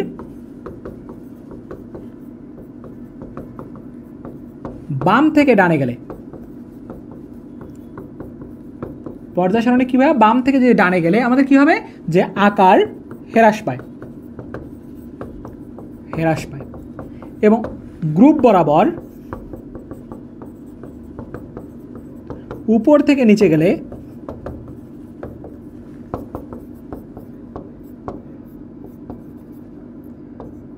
বৃদ্ধি পায়। এখন ভাই এটা বিষয়ে আমরা এইভাবে ভিজুয়ালাইজেশন করতে পারি, যেমন হচ্ছে কি গ্রুপ 1-এর মধ্যে রয়েছে হাইড্রোজেন, লিথিয়াম। যেমন হাইড্রোজেনের কী হচ্ছে, প্রথম শক্তি স্তর হয়ে থাকে এই যে একটা শক্তি স্তর, বাট এইখানের মধ্যে কী হচ্ছে, 2টা শক্তি স্তর চলে আসতেছে। এই কারণে ভাই উপর থেকে নিচে দিয়ে গেলে কী হচ্ছে, আকার বাড়তেছে। আর পর্যায় বরাবর যেমন হচ্ছে কি, যে গ্রুপ 1, তারপর হচ্ছে গ্রুপ 2, এরকম করে জাস্ট কী করবে, একটা গ্রুপ বরাবরই কী হবে, জাস্ট ইলেকট্রন বাড়তে থাকবে, বাট এখানে আমাদের শেল বা হচ্ছে কক্ষপথ কী হবে না ভাইয়া, বাড়বে না। এই কারণে হচ্ছে কি আকার সম্পর্কে তোমাকে এতটুকু বিষয় তোমার ক্লিয়ার থাকা লাগবে। ওকে, এবং ভাইয়া তোমার আকার সম্পর্কে তোমাদের যে বিষয়টা একটু মাথায় রাখতে হবে, যে কোনো একটা পরমাণুর আকার 3টা হবে তুমি ডিফাইন করতে পারবা। একটা হচ্ছে কি ইলেকট্রন বিন্যাস, ইলেকট্রন বিন্যাস। 2 নম্বর হচ্ছে প্রোটন এবং ইলেকট্রন সংখ্যা দিয়ে, এবং আরেকটা হচ্ছে ভাইয়া, আরেকটা কি, আরেকটা হচ্ছে তোমার পর্যাবৃত্তিক যে ধর্মটা, এটা কি, যে বাম থেকে ডানে গেলে কমে, উপর থেকে নিচে গেলে বাড়ে।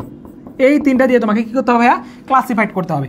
তোমাদের মেইনলি যেভাবে কোশ্চেনগুলো চলে আসে, যেমন হচ্ছে কি ভাইয়া, যেভাবে কোশ্চেনগুলো চলে আসে, যেমন এইখানের মধ্যে দেখো নাইট্রোজেন 3-, ফসফরাস মাইনাস, এবং এইখানের মধ্যে অক্সিজেন 2-। এখন ভাই এইখানের মধ্যে আমাকে বলো যে এইখানের মধ্যে কোনটার আকার সবচেয়ে ছোট, কোনটার আকার সবচেয়ে ছোট, আমাকে সবাই একটু জানাও তো ভাইয়া, কোনটার আকার সব থেকে ছোট?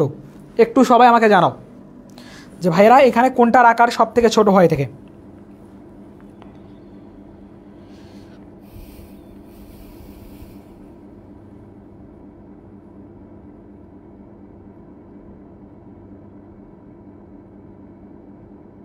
সবাই একটু আমাকে বলো এখানে কোনটার আকার সব থেকে ছোট?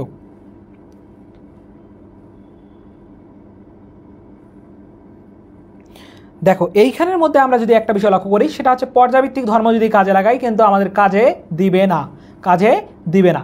এবং এইখানের মধ্যে আমরা যদি ইলেকট্রন বিন্যাস করি, ইলেকট্রন বিন্যাস করলেও ভাইয়া দেখতে পারবো যে আমাদের সেম ধরনের ইলেকট্রন বিন্যাস চলে আসবে। সেম ধরনের কী আসবে? ইলেকট্রন বিন্যাস চলে আসবে। আচ্ছা, সবাই একটু আনসার করো ভাইয়েরা, সবাই একটু আনসার করো, সবার কাছ থেকে একটু রেসপন্স চাই, সবাই একটু আনসার করো। দেখো ভাই এরকম কোশ্চেনেই কিন্তু চলে আসবে, এরকমই কোশ্চেন কিন্তু চলে আসবে। তোমরা বিভিন্ন ধরনের আনসার দিচ্ছ। দেখো ভাই এই কনফিউশন কিন্তু রাখা যাবে না। তোমাদের পরীক্ষায় যে ভাইয়া খুব কঠিন কোশ্চেন আসে এরকম বিষয়টা না, জাস্ট তোমাদের এই যে ছোটো ছোটো পয়েন্টগুলো একটু মাথায় রাখতে হবে। যদি না থাকে ভাইয়া তাহলে কিন্তু প্যারা খেয়ে যাবা। ওকে, সবাই একটু আনসার করো, সবাই একটু আনসার করো, সবার কাছ থেকে একটু জানতে চাই যে কোনটার আকার এখানে সব থেকে ছোট? কোনটার আকার এখানে সব থেকে ছোট? ভাইয়া একটু লক্ষ্য করো, এখানে আমরা তো পর্যাভিত্তিক দিয়ে আমরা কি করতে পারতেছি না, পর্যাভিত্তিক দিয়ে আমরা আলোচনা করতে পারতেছি না, পর্যাভিত্তিক দিয়ে কি করতে পারতেছি না, আলোচনা করতে পারতেছি না। যদি পর্যাভিত্তিক দিয়ে আলোচনা করতে না পারি তাহলে আমাদের কি করতে হবে, যে পর্যাভিত্তিক দিয়ে যদি আলোচনা না যায় তাহলে আমাদের প্রোটন বা ইলেকট্রন সংখ্যা আর কি করতে হবে ভাইয়া, ইলেকট্রন বিন্যাস, এইগুলো পার্ট দিয়ে আমরা আলোচনা করতে পারি। এখন এইগুলো পার্ট দিয়ে আমরা কীভাবে এখন আলোচনা করবো সেটা একটু লক্ষ্য করো সবাই। আচ্ছা, সবগুলো একই, এই তো। হ্যাঁ ভাইয়া, যেমন দেখো এর ইলেকট্রন বিন্যাস যদি করি 1s2 2s2 2p6, কারণ হচ্ছে কি 7টায় কী আছে, 7টা আমাদের কি আছে, যে এখানে ইলেকট্রন আছে আমাদের 10টা। ওকে, ফ্লোরিনের ইলেকট্রন কি হচ্ছে ভাইয়া, যে এখানে ওই ইলেকট্রন হচ্ছে কি 10টা আছে, তাহলে কী হবে 1s2 2s2 2p6। এবং অক্সিজেনের ক্ষেত্রেও 10টা আছে, 1s2 2s2 2p6। অর্থাৎ আমরা এভাবে ইলেকট্রন বিন্যাস দিয়ে করতে পারলাম না, পর্যাবৃত্তিক ধর্ম দিয়েও করতে পারলাম না। এখানে আমাদের ইলেকট্রন আছে কয়টা ভাইয়া, 10টা। ওকে, এখন কথা হচ্ছে যেহেতু এখন আমরা কি করতে পারলাম না, যে ইলেকট্রন বিন্যাস দিয়েও করতে পারলাম না, আমরা পর্যাবৃত্তিক ধর্ম দিয়েও করতে পারলাম না, তাহলে অবশ্যই আমাদের এখানে যে কাজটা করতে হবে, প্রোটন এবং ইলেকট্রন সংখ্যা দিয়ে আমাদের কি করতে হবে, যে নির্ণয় করতে হবে। আমরা এই ক্ষেত্রে দেখতে পাচ্ছি যে এইখানের মধ্যে কি হচ্ছে ভাইয়া, 7টা আছে, কি আছে, প্রোটন 7টা আছে নাইট্রোজেনের ক্ষেত্রে, এবং ফ্লোরিনের ক্ষেত্রে আমাদের কি আছে, প্রোটন আছে 9টা, এবং আমাদের অক্সিজেনের ক্ষেত্রে প্রোটন আছে কয়টা, অক্সিজেনের ক্ষেত্রে আমাদের প্রোটন আছে 8টা। এখন ভাই ধনাত্মক এবং ঋণাত্মক, ইলেকট্রন হচ্ছে কি ঋণাত্মক আর প্রোটন হচ্ছে ধনাত্মক। ধনাত্মক ঋণাত্মক যত বেশি টানাটানি হবে, অর্থাৎ যত বেশি কি হবে, কাছাকাছি আসবে, সেটা তত বেশি কি হবে, ছোট হয়ে যাবে। তাহলে ভাই এইখানের মধ্যে আমাকে বলো যে এইখানের মধ্যে কোনটা আমাদের সবচেয়ে বেশি পরিমাণে কি হবে, সবচেয়ে বেশি পরিমাণে ছোট হয়ে যাবে? সবাই একটু আমাকে বলো। আরে ভাইয়া তোমরা ভুল করে ফেলতেছো কেন, বুঝলাম না। একটু এখনও আমাকে ক্লিয়ার করে বলো, সবাই একটু আমাকে ক্লিয়ার করো যে ভাইয়া এইখানের মধ্যে সবচেয়ে ছোট হবে কোনটা?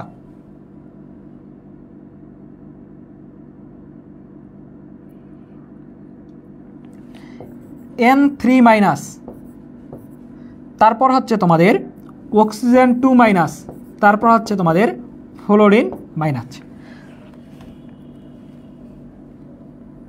ভাইয়া এইখানের মধ্যে দেখো এইটার আকার হচ্ছে কি সবচেয়ে কি হবে, এটার আকার সবচেয়ে কি হবে, এটার আকার সবচেয়ে কি হবে, একটু সবাই আমাকে বলো তো, যে 9 থেকে 10, অর্থাৎ এইটার আকার সব থেকে ছোট হবে, কি হবে, সব থেকে ছোট হবে।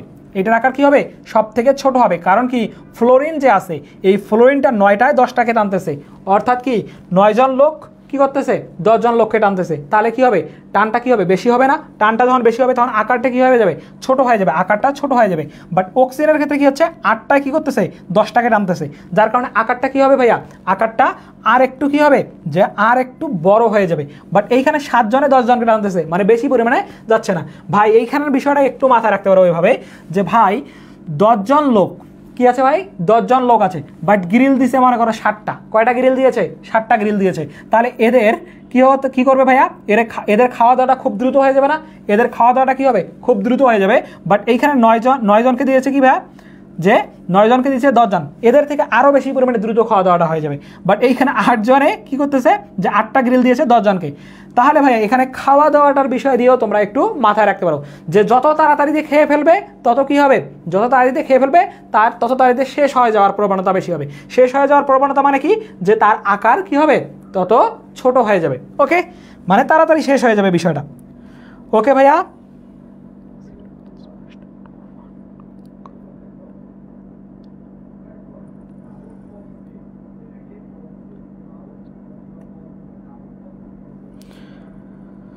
বুঝতে পারছো সবাই? আমাকে একটু বলো ভাই, এভাবে কিন্তু কোশ্চেন চলে আসতে পারে, সবাই একটু আমাকে বলো এটা কি বুঝতে পারছো কি না।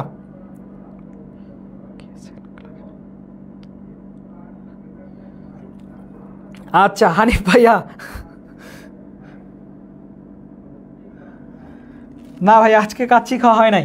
ওকে ওকে ভাইয়ারা, সবাই ক্লিয়ার হলে আমাকে একটু বলো, সবাই ক্লিয়ার হলে আমাকে একটু বলো।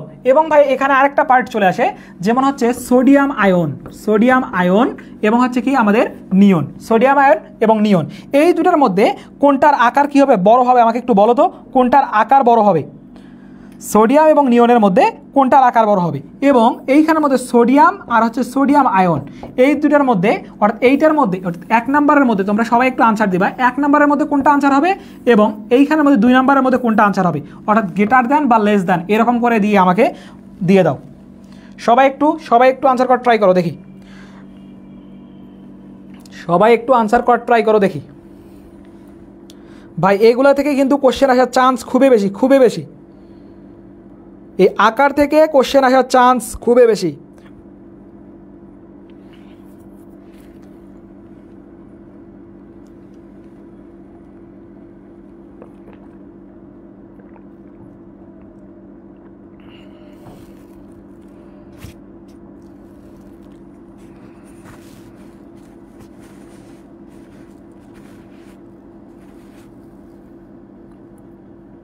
সবাই সবাই সবাই আনসার করবা, সবাই আনসার করবা। ভাই তোমাদের কোশ্চেন কিন্তু চলে আসছে বলি, আমার কেন জানি মনে হচ্ছে তোমাদের এই কোশ্চেনটা চলে আসছে, কেন জানি মনে হচ্ছে ভাই পরীক্ষার হলে গিয়ে দেখবা যে ভাই এই কোশ্চেনটাই চলে আসছে। দেখো ভাইয়া এইখানের মধ্যে আমি বলছিলাম সোডিয়াম আয়ন আর হচ্ছে নিয়নের মধ্যে এটার আকার হচ্ছে এইটার বড়, সোডিয়াম আয়নের আকার বড়। এবং এইখানের মধ্যে ভাইয়া সোডিয়াম এবং হচ্ছে কি যে সোডিয়াম আয়নের মধ্যে আকার হচ্ছে সোডিয়ামের বড়। এখন বলতে পারো ভাই বিষয়টা কেমনে কেমনে কি হয়ে গেল, কেমনে কেমনে কি হয়ে গেল, যে ভাইয়া দেখো এইখানের মধ্যে কি হচ্ছে, আমরা বলছিলাম যে এইটার আকার কি ভাইয়া বড়, এইটার আকার কি ভাইয়া ছোট। এখন তোমার মনে কোশ্চেন জাগতে পারে ভাই ইলেকট্রন বিন্যাস করলে তো সেম জিনিস আসবে, বাট এইখানের মধ্যে দেখো তোমার কি হচ্ছে ভাইয়া, সোডিয়াম যে আছে এই সোডিয়ামের হচ্ছে কি 11টা ইলেকট্রন, কি হয় থেকে 11টা ইলেকট্রন ছিল, বাট প্রোটন হচ্ছে কয়টা 11টা, বাট 10টাকে কি করতেছে এখানে 10টা ইলেকট্রন, 10টা ইলেকট্রন। আর এইখানের মধ্যে নিয়ন যে আছে নিয়নের ইলেকট্রন হচ্ছে কয়টা 10টা, এখানে হচ্ছে 10টা।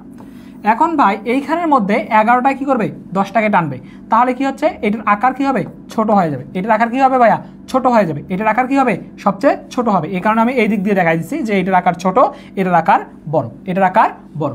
বোঝা গেছে সবার, সবার বোঝা গেছে?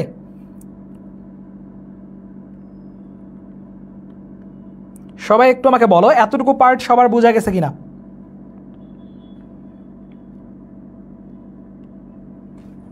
এবং এইখানের মধ্যে সোডিয়াম আর সোডিয়াম আয়ন যে আছে এই সোডিয়ামের মধ্যে 11 আর কি ছিল ভাইয়া 11, আর এইখানে হচ্ছে কি যে 11 10 11 10, তাহলে 11 10-এর মধ্যে দেখো ভাইয়া এইখানের মধ্যে কি হচ্ছে যে এইটা আমাদের কি হবে এইটা ছোট হয়ে যাবে, এইটা কি হবে ছোট হয়ে যাবে, আর আমাদের এইটা বড় হয়ে যাবে। ওকে, এটা বড় হয়ে যাবে কারণ এইটা কি আছে যে 10টা গ্রিল দেওয়া হয়েছে এখানে, যে ভাইয়া এইখানের মধ্যে দেখো 11 11 আছে, এইখানের মধ্যে এই দুটা পার্ট সমান, বাট এইখানের মধ্যে যে 11 জনকে 11টা দেওয়া হয়েছে, বাট 11 জনকে 10টা দেওয়া আছে, যার কারণে কি করবে এটা খুব দ্রুতই খেয়ে ফেলবে, যত দ্রুত খেয়ে ফেলবে সে তত দ্রুতই কি হবে নিঃশেষ হয়ে যাবে, শেষ হয়ে যাবে, আর শেষ হয়ে যাওয়া মানে কি সে ছোট হয়ে যাবে। ওকে আচ্ছা আচ্ছা 1 নম্বরটা তোমরা বুঝতে পারো নাই?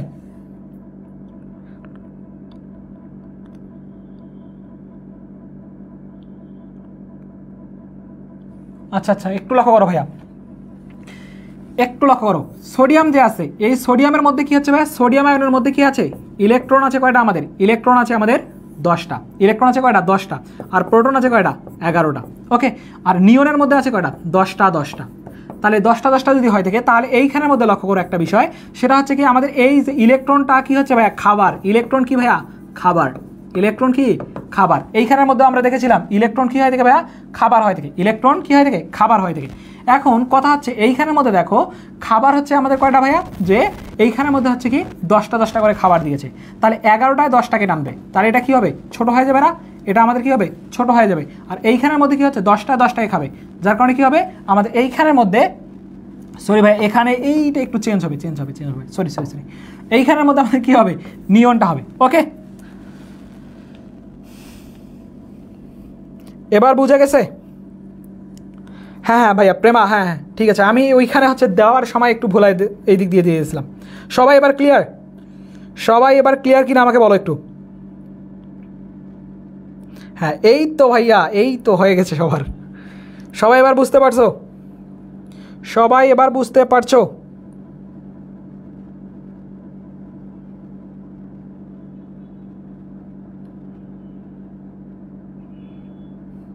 হ্যাঁ ভাইয়া ওকে ঠিক আছে, সবার ক্লিয়ার কিনা আমাকে একটু জানাও। পরমাণুর আকার সম্পর্কে ভাইয়া তোমার এতটুকু বিষয় ধারণা থাকলেই এনাফ, এতটুকু বিষয় তোমার ধারণা থাকলেই এনাফ।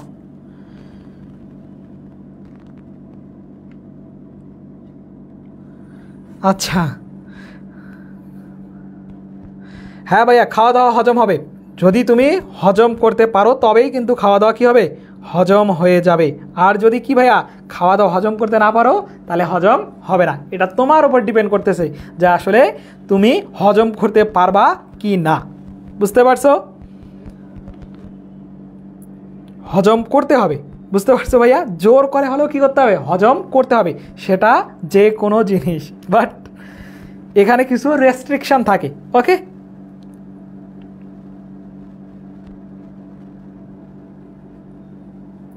ওকে ভাইরা, তাহলে ভাই এখন আমরা যে বিষয়টা যাবো সেটা হচ্ছে আয়নীকরণ শক্তি। দেখো আয়নীকরণ শক্তি আমি বলছিলাম যে ভাইয়া কী হয় থেকে, কোনো মৌলের সর্বশেষ শক্তি স্তর থেকে 1 মোল ইলেকট্রন সরিয়ে একক ধনাত্মক আয়নে পরিণত করতে যে পরিমাণ শক্তির প্রয়োজন হয়ে থাকে তাকে বলা হয় থেকে আয়নীকরণ শক্তি। এখন এই আয়নীকরণ শক্তির মধ্যে যে বিষয়টা ভাইয়া তোমাদেরকে ম্যাক্সিমাম টাইম একটু ভোগায় সেই বিষয়টা একটু আমি আলোচনা করতেছি, সেটা হচ্ছে ইলেকট্রন অ্যাফিনিটি বলা হয় থেকে, যেটা হচ্ছে কি ভাইয়া পজিটিভ সাইন হয়ে থাকে, অর্থাৎ তাপ হারি।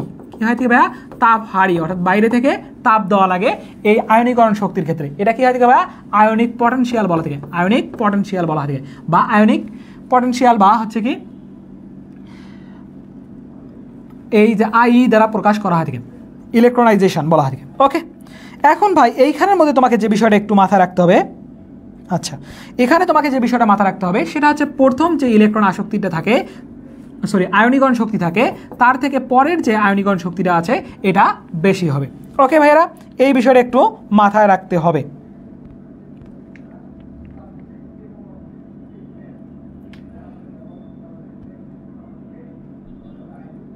আচ্ছা এইখানের মধ্যে তোমাকে কিছু দুইটা বিষয় টার্ম একটু মাথায় রাখতে হবে, যেমন সর্বোচ্চ এবং সর্বনিম্ন যে তোমার ইলেকট্রন আয়নীকরণ শক্তি আছে, এই দুটো একটু মাথায় রাখতে হবে। আমরা জানি ভাই একটু বিষয়, সেটা হচ্ছে কি যে পর্যায় সারণীর বাম থেকে ডানে গেলে আয়নীকরণ শক্তির মান বাড়ে এবং উপর থেকে নিচের দিকে গেলে কমে। এখন ভাই এইখানের মধ্যে দেখো যে পর্যায় সারণীর বাম দিকে অবস্থান করতেছে গ্রুপ 1 এবং সর্বশেষে অবস্থান করতেছে 18। এখন ভাই প্রথম মৌল হচ্ছে হাইড্রোজেন এবং এদিকে হচ্ছে আমাদের হিলিয়াম, যার কারণে ভাইয়া পর্যায় সারণীর বাম দিক থেকে ডান দিকে যদি আমরা যাই তাহলে লক্ষ্য করতে পারি যে ভাইয়া হিলিয়াম মৌল যে আছে, হিলিয়াম মৌল সর্বডানে অবস্থান করতেছে। আর সর্বডানে অবস্থান করা মানে সেটা সবচেয়ে বেশি পরিমাণে কী করবে, আয়নীকরণ শক্তি প্রদর্শন করবে, যার কারণে সর্বোচ্চ আয়নীকরণ শক্তি প্রদর্শন করে থেকে আমাদের হিলিয়াম। এবং আমরা একটা বিষয় জানি যে উপর থেকে নিচে গেলে আয়নীকরণ শক্তির মান হ্রাস পেয়ে থাকে, যার কারণে ভাইয়া এইখানের মধ্যে আমাদের সর্বনিম্ন হবে ফ্রান্সিয়াম, অথবা ভাই যদি ফ্রান্সিয়াম দেওয়া না থাকে তাহলে আমাদের বলবো সিজিয়াম। ওকে ওকে ভাইয়া, যে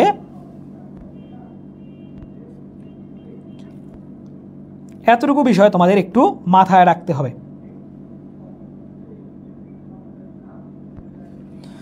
ওকে, তাহলে এই দুটা পার্ট আমাদের একটু মাথায় রাখলেই হয়ে যাবে। এবং ভাই এখানে কিছু কিছু মৌল রয়েছে যেগুলোর ক্ষেত্রে আমাদের কি হয়ে থাকে, যে আয়নীকরণ শক্তির মানের একটু পার্থক্য দেখা যায়। লিথিয়াম প্লাস আয়ন এবং আমি বললাম হিলিয়াম, লিথিয়াম প্লাস আয়ন এবং আমি বললাম হিলিয়াম। এখন ভাই এই দুটোর মধ্যে আমাদের আয়নীকরণ শক্তির মান যে আছে, আয়নীকরণ শক্তির মান কোনটার বেশি হবে একটু আমাকে বলো। আয়নীকরণ শক্তির মান কোনটার সবচেয়ে বেশি হবে? লিথিয়াম প্লাস আয়ন এবং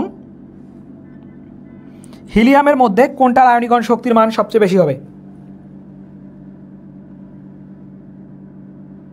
সবাই একটু আমাকে বলো, লিথিয়াম প্লাস আয়ন এবং হিলিয়ামের মধ্যে কোনটার আয়নীকরণ শক্তির মান সবচেয়ে বেশি হবে? লিথিয়াম কিন্তু ভাই প্লাস আয়ন দেওয়া আছে, লিথিয়াম প্লাস আয়ন দেওয়া আছে।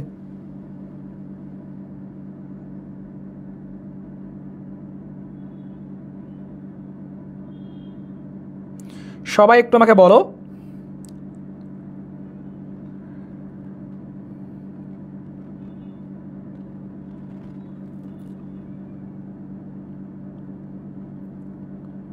সবাই সবাই একটু বলো, সবার কাছ থেকে জানতে চাই। আচ্ছা, তোমরা ইতিমধ্যে দুইজন আনসার দিয়েছো যে ভাইয়া লিথিয়াম প্লাস আয়ন। ভাইয়া তোমরা বলতে পারবা কেন এই লিথিয়াম প্লাস আয়নটা হলো, কেন এই লিথিয়াম প্লাস আয়নটা আয়নীকরণ শক্তির মানটা বেশি হলো? ঠিক একইভাবে ভাইয়া তোমাদেরকে যদি দেওয়া হয় থেকে সোডিয়াম প্লাস আয়ন আর নিয়ন দেওয়া হয় থেকে, তাহলে আমাদের কি হবে, আয়নীকরণ শক্তির মান সোডিয়াম আয়নের বেশি হবে। কিন্তু কেন একটু আমাকে বলো তো ভাইয়া, কেন একটু বলো, একটু সবাই আমাকে বলো তো কেন হয়ে থাকে এটা, একটু সবাই আমাকে জানাও যে কেন হয়ে থাকে। এবং আমরা এখানে আর কিছু পার্ট দেখব, যেমন হচ্ছে বেরিলিয়াম আর ম্যাগনেসিয়াম, বেরিলিয়াম আর বোরন। বেরিলিয়াম এবং বোরন যে আছে এটা এক্সেপশনাল, এইখানের মধ্যে ইলেকট্রন বিন্যাসের উপর ডিপেন্ডের কারণে কি হয় থাকে ভাই, বেরিলিয়ামেরটা বেশি হয়ে থাকে। যেমন ম্যাগনেসিয়াম আর অ্যালুমিনিয়াম, এর মধ্যে ম্যাগনেসিয়ামের বেশি অ্যালুমিনিয়ামের বেশি হওয়ার কথা। হ্যাঁ এই তো ভাইয়ারা, এই তো দেখো ভাইয়া, প্রথম আয়নীকরণ শক্তি যে আছে, এই প্রথম আয়নীকরণের শক্তি থেকে কি হয় থাকে, দ্বিতীয় আয়নীকরণ শক্তির মান কি হয় থাকে ভাই, আমাদের বেশি হয়ে থাকে। যার কারণে কিন্তু এই কাহিনীটা ঘটে, আমাদের তীর্থা ভাইয়া বলে দিয়েছে। ওকে, ধন্যবাদ ভাইয়া। ওকে, বোঝা গেছে সবার? এইটা হচ্ছে কি, প্রথম আয়নীকরণ শক্তি হওয়ার পর দ্বিতীয় আয়নীকরণ শক্তি দিয়ে যাচ্ছে, যার কারণে এইটার মান কি হবে ভাইয়া, বেশি হবে। বাট এখানে প্রথম আয়নীকরণ শক্তি হবে, যার কারণে এটা কম হয়ে যাবে। ওকে, ঠিক একইভাবে এই ক্ষেত্রেও প্রযোজ্য হবে, চলে আসতে পারে এভাবে কিন্তু।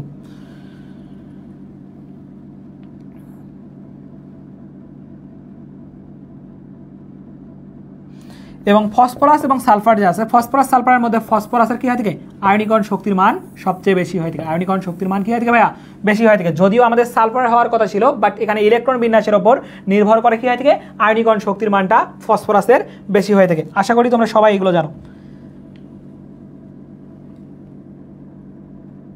ও আচ্ছা, তীর্থ, ওকে ধন্যবাদ ভাইয়া।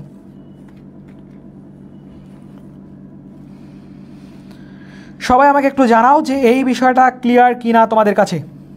আয়নীকরণ শক্তির এই বিষয়টুকু এতটুকুই জানা থাকলেই হয়ে যাবে। আমরা লাস্ট টপিক আজকে দেখব, আজকের ক্লাসের লাস্ট টপিক। সবাই সবাই একটু অ্যাটেন্টিভ থাকো, যে শেষ ভালো যার সব ভালো তার। এই ইলেকট্রন আসক্তি দেখে আজকে আমরা এতটুকু পার্টেই শেষ করে দেব। ইলেকট্রন আসক্তি, এই ইলেকট্রন আসক্তির মধ্যে ভাইয়া তোমাকে যে বিষয়টা মাথায় রাখতে হবে সেটা হচ্ছে কি, বহিস্থ শক্তি অর্থাৎ অসীম দ্রুত থেকে তোমাদের কি করতে হবে, যে 1 মোল ইলেকট্রন এনে একক ঋণাত্মক আয়নে পরিণত করতে হবে। অর্থাৎ এখানে কি করতে হয়, আমাদের শক্তি নির্গত করতে হয়। কি হয় থেকে নির্গত করতে হয়, শক্তি নির্গত। আর শক্তি নির্গত মানে কি ভাইয়া, যে এখানে নেগেটিভ সাইন মানে কি, তাপ উৎপাদী, তাপ উৎপাদী হবে। এখন ভাই নির্গত করলাম, তাপ উৎপাদী হবে। এখন ভাই তাপ উৎপাদী হবে, এতটুকু বিষয় একটু মাথায় রাখতে হবে। এবং আমরা জানি পর্দা সারণীর বাম থেকে ডানে গেলে আমাদের কি থেকে ইলেকট্রন আসক্তির মান বাড়ে, আর উপর থেকে নিচে গেলে কি হয় থেকে কমে। এবং আমরা একটা বিষয় জানি, সেটা হচ্ছে কি, ফ্লোরিন, ক্লোরিন, ব্রোমিন, আয়োডিন, এইগুলোর ক্ষেত্রে কী হয় থেকে পর্দা সারণীর উপর থেকে নিচে দিয়ে গেলে কমে। অর্থাৎ এখানে আমাদের হওয়ার কথা যে আয়োডিন এরকমটা হওয়ার কথা, বাট এখানে একটু এক্সেপশনাল হয়ে থাকে, যার কারণে আমি ইতিমধ্যে তোমাদের ক্লাসে ব্যাখ্যা করে দিয়েছিলাম। সেটা হচ্ছে কি, ক্লোরিন আগে হবে, তারপর হচ্ছে ফ্লোরিন, তারপর হচ্ছে ব্রোমিন, তারপরে কী হবে ভাইয়া, আমাদের আয়োডিন হবে। সরি এটা উল্টা যাবে রে ভাইয়ারা, উল্টা যাবে জাস্ট। ক্লোরিন, তারপর হচ্ছে ফ্লোরিন, তারপর হচ্ছে ব্রোমিন, তারপর হচ্ছে আয়োডিন। ওকে, এই বিষয়টা একটু মাথায় রাখতে হবে। এবং এইখানের মধ্যে ভাইয়া এইটা বিষয় একটা গেল, আর হচ্ছে তড়িৎ ঋণাত্মকতা। তড়িৎ ঋণাত্মকতা,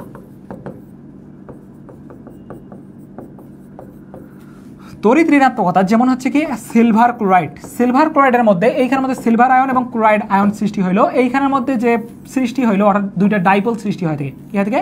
ডাইপোল সৃষ্টি হয় থেকে। আর এই যে ডাইপোল সৃষ্টি হওয়ার প্রক্রিয়াকে বলা হয় কি ভাইয়া? পোলারিটি বলা হয় থেকে। নেক্সট ক্লাসে আমরা এটা অবশ্যই সুন্দর মতো জানবো।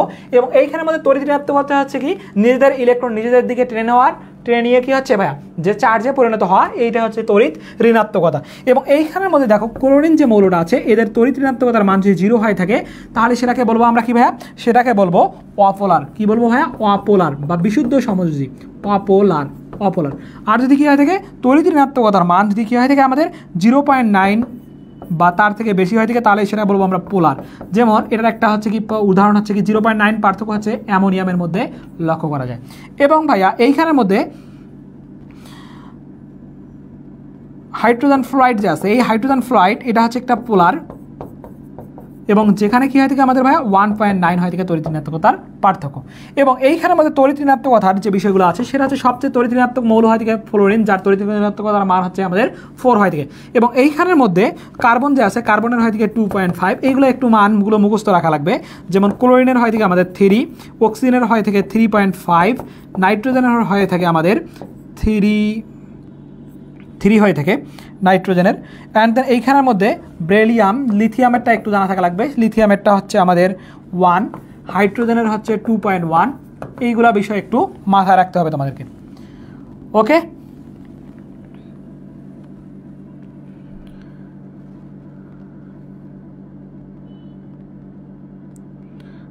আচ্ছা, আশা করি সবার কাছে এতটুকু পার্ট পর্যন্ত ক্লিয়ার হয়ে গেছে।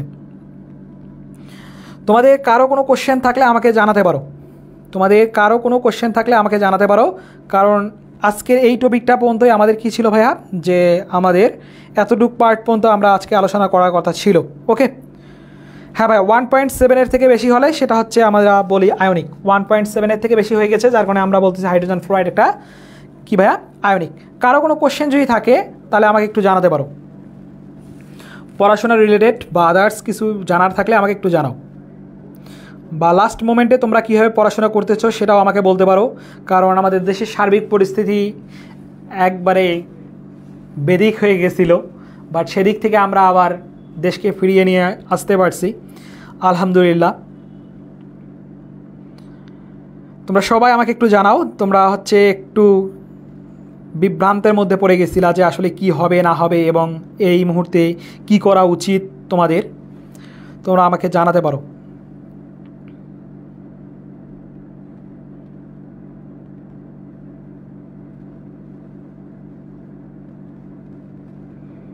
তোমাদের যদিও এখনও আমাদের হচ্ছে কৃষিগুচ্ছের ডেট দেয় নাই, খুব শীঘ্রই দিয়ে দেবে, কারণ সবগুলো ইউনিভার্সিটি মোটামুটি খোলার পর্যায়ে শুরু হয়ে গেছে। বাট অনেক কিছু ইন্টারনাল কিছু কারণ রয়েছে যেগুলো কারণে হচ্ছে এখন পর্যন্ত তারা পুরো দমে শুরু করতে পারে নাই, বাট খুব শীঘ্রই শুরু করে দিবে। তোমাদের কারো কোনো কোশ্চেন থাকলে আমাকে একটু জানাতে পারো।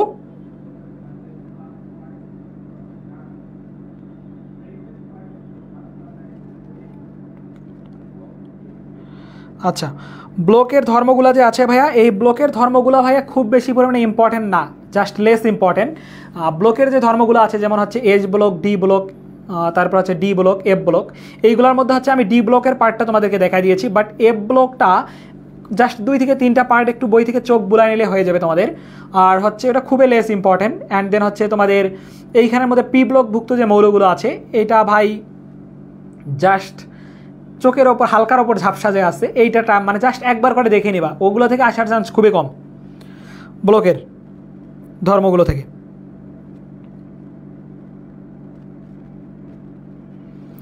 আর কারো কোনো কোশ্চেন থাকলে আমাকে একটু জানাও।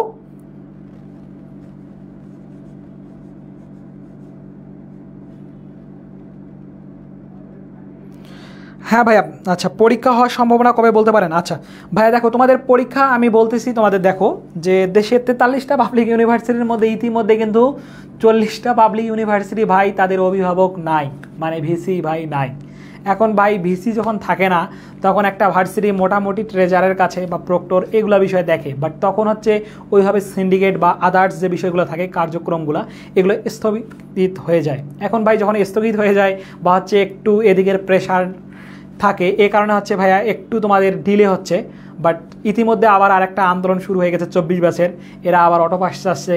বাট সব মিলায় একটু মানে ক্রান্তিকাল চলছে শিক্ষাঙ্গনে, বুঝতে পারছো? এই কারণে ভাই একটু ধৈর্য ধরতে হবে, এখন পর্যন্ত রাইট ডিসিশন দিতে পারে নাই, বাট খুব শীঘ্রই দিয়ে দিবে। আচ্ছা, সংকরণ আজ নাই। হ্যাঁ ভাই, সংকরণের পার্ট আমরা খুব শর্টকাটের মাধ্যমে শিখবো নেক্সট ক্লাসে, ওকে। এবং বন্ধনগুলা ভাই, বন্ধনের আমি বলছি ক্লাসের শুরুর দিকেই বলছি, বন্ধনের যে পার্টগুলো আছে সমযোজী, তারপরে আয়নিক সন্নিবেশ যে আছে, এই সবগুলা পার্ট আমরা হচ্ছে ভাই নেক্সট ক্লাসে দেখাই দেবো তোমাদের। কারণ আমি বলছিলাম যে আসলে এই ক্লাসটা না হলে ভাই আমার 3 ঘন্টা থেকে 4 ঘন্টার ক্লাস হয়ে যাইতো, বাট সবগুলা পার্ট তো একটু দেখাতে হবে তোমাদেরকে। নেক্সট ক্লাসটা হয়তো বা একটু বড় হতে পারে, 2 থেকে 2.5 ঘন্টা এরকম হতে পারে, ওকে ভাইয়েরা। এই কারণে হচ্ছে তোমাদের পরীক্ষার সম্ভাবনার ডেটটা এখন বলা যাচ্ছে না যে আসলে কবে হবে।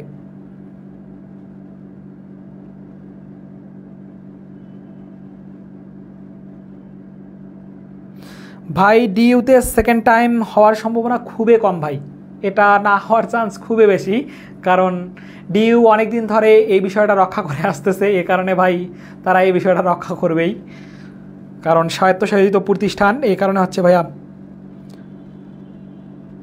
হ্যাঁ ভাই, এটার পরে আরেকটা পার্ট হবে, এটার পরে আরেকটা পার্ট হবে, আমি ক্লাসের শুরুতেই বলে দিয়েছিলাম যে এটার পর আরেকটা পার্ট হবে।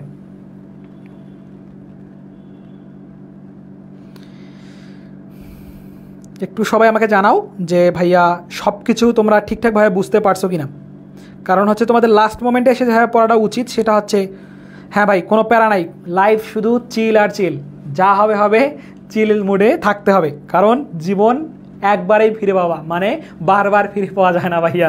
এ কারণে কী করতে হবে, প্যারা নাই, চিলে থাকতে হবে, একবার মারা গেলেই শেষ জীবন, এরকমই। সো প্যারা নেওয়া যাবে না, যখন যেরকম যে পজিশনে আসুক তোমাকে কামব্যাক করতে হবে এবং ওই অনুযায়ী লাইফটাকে ডিল করতে হবে।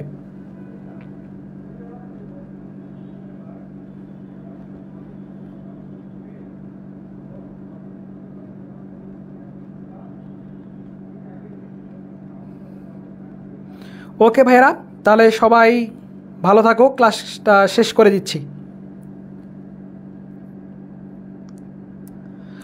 ওকে ভাইয়েরা, সবাই ভালো থাকো, সুস্থ থাকো, তোমাদের সবার জন্য রইল শুভকামনা। আসসালামু আলাইকুম।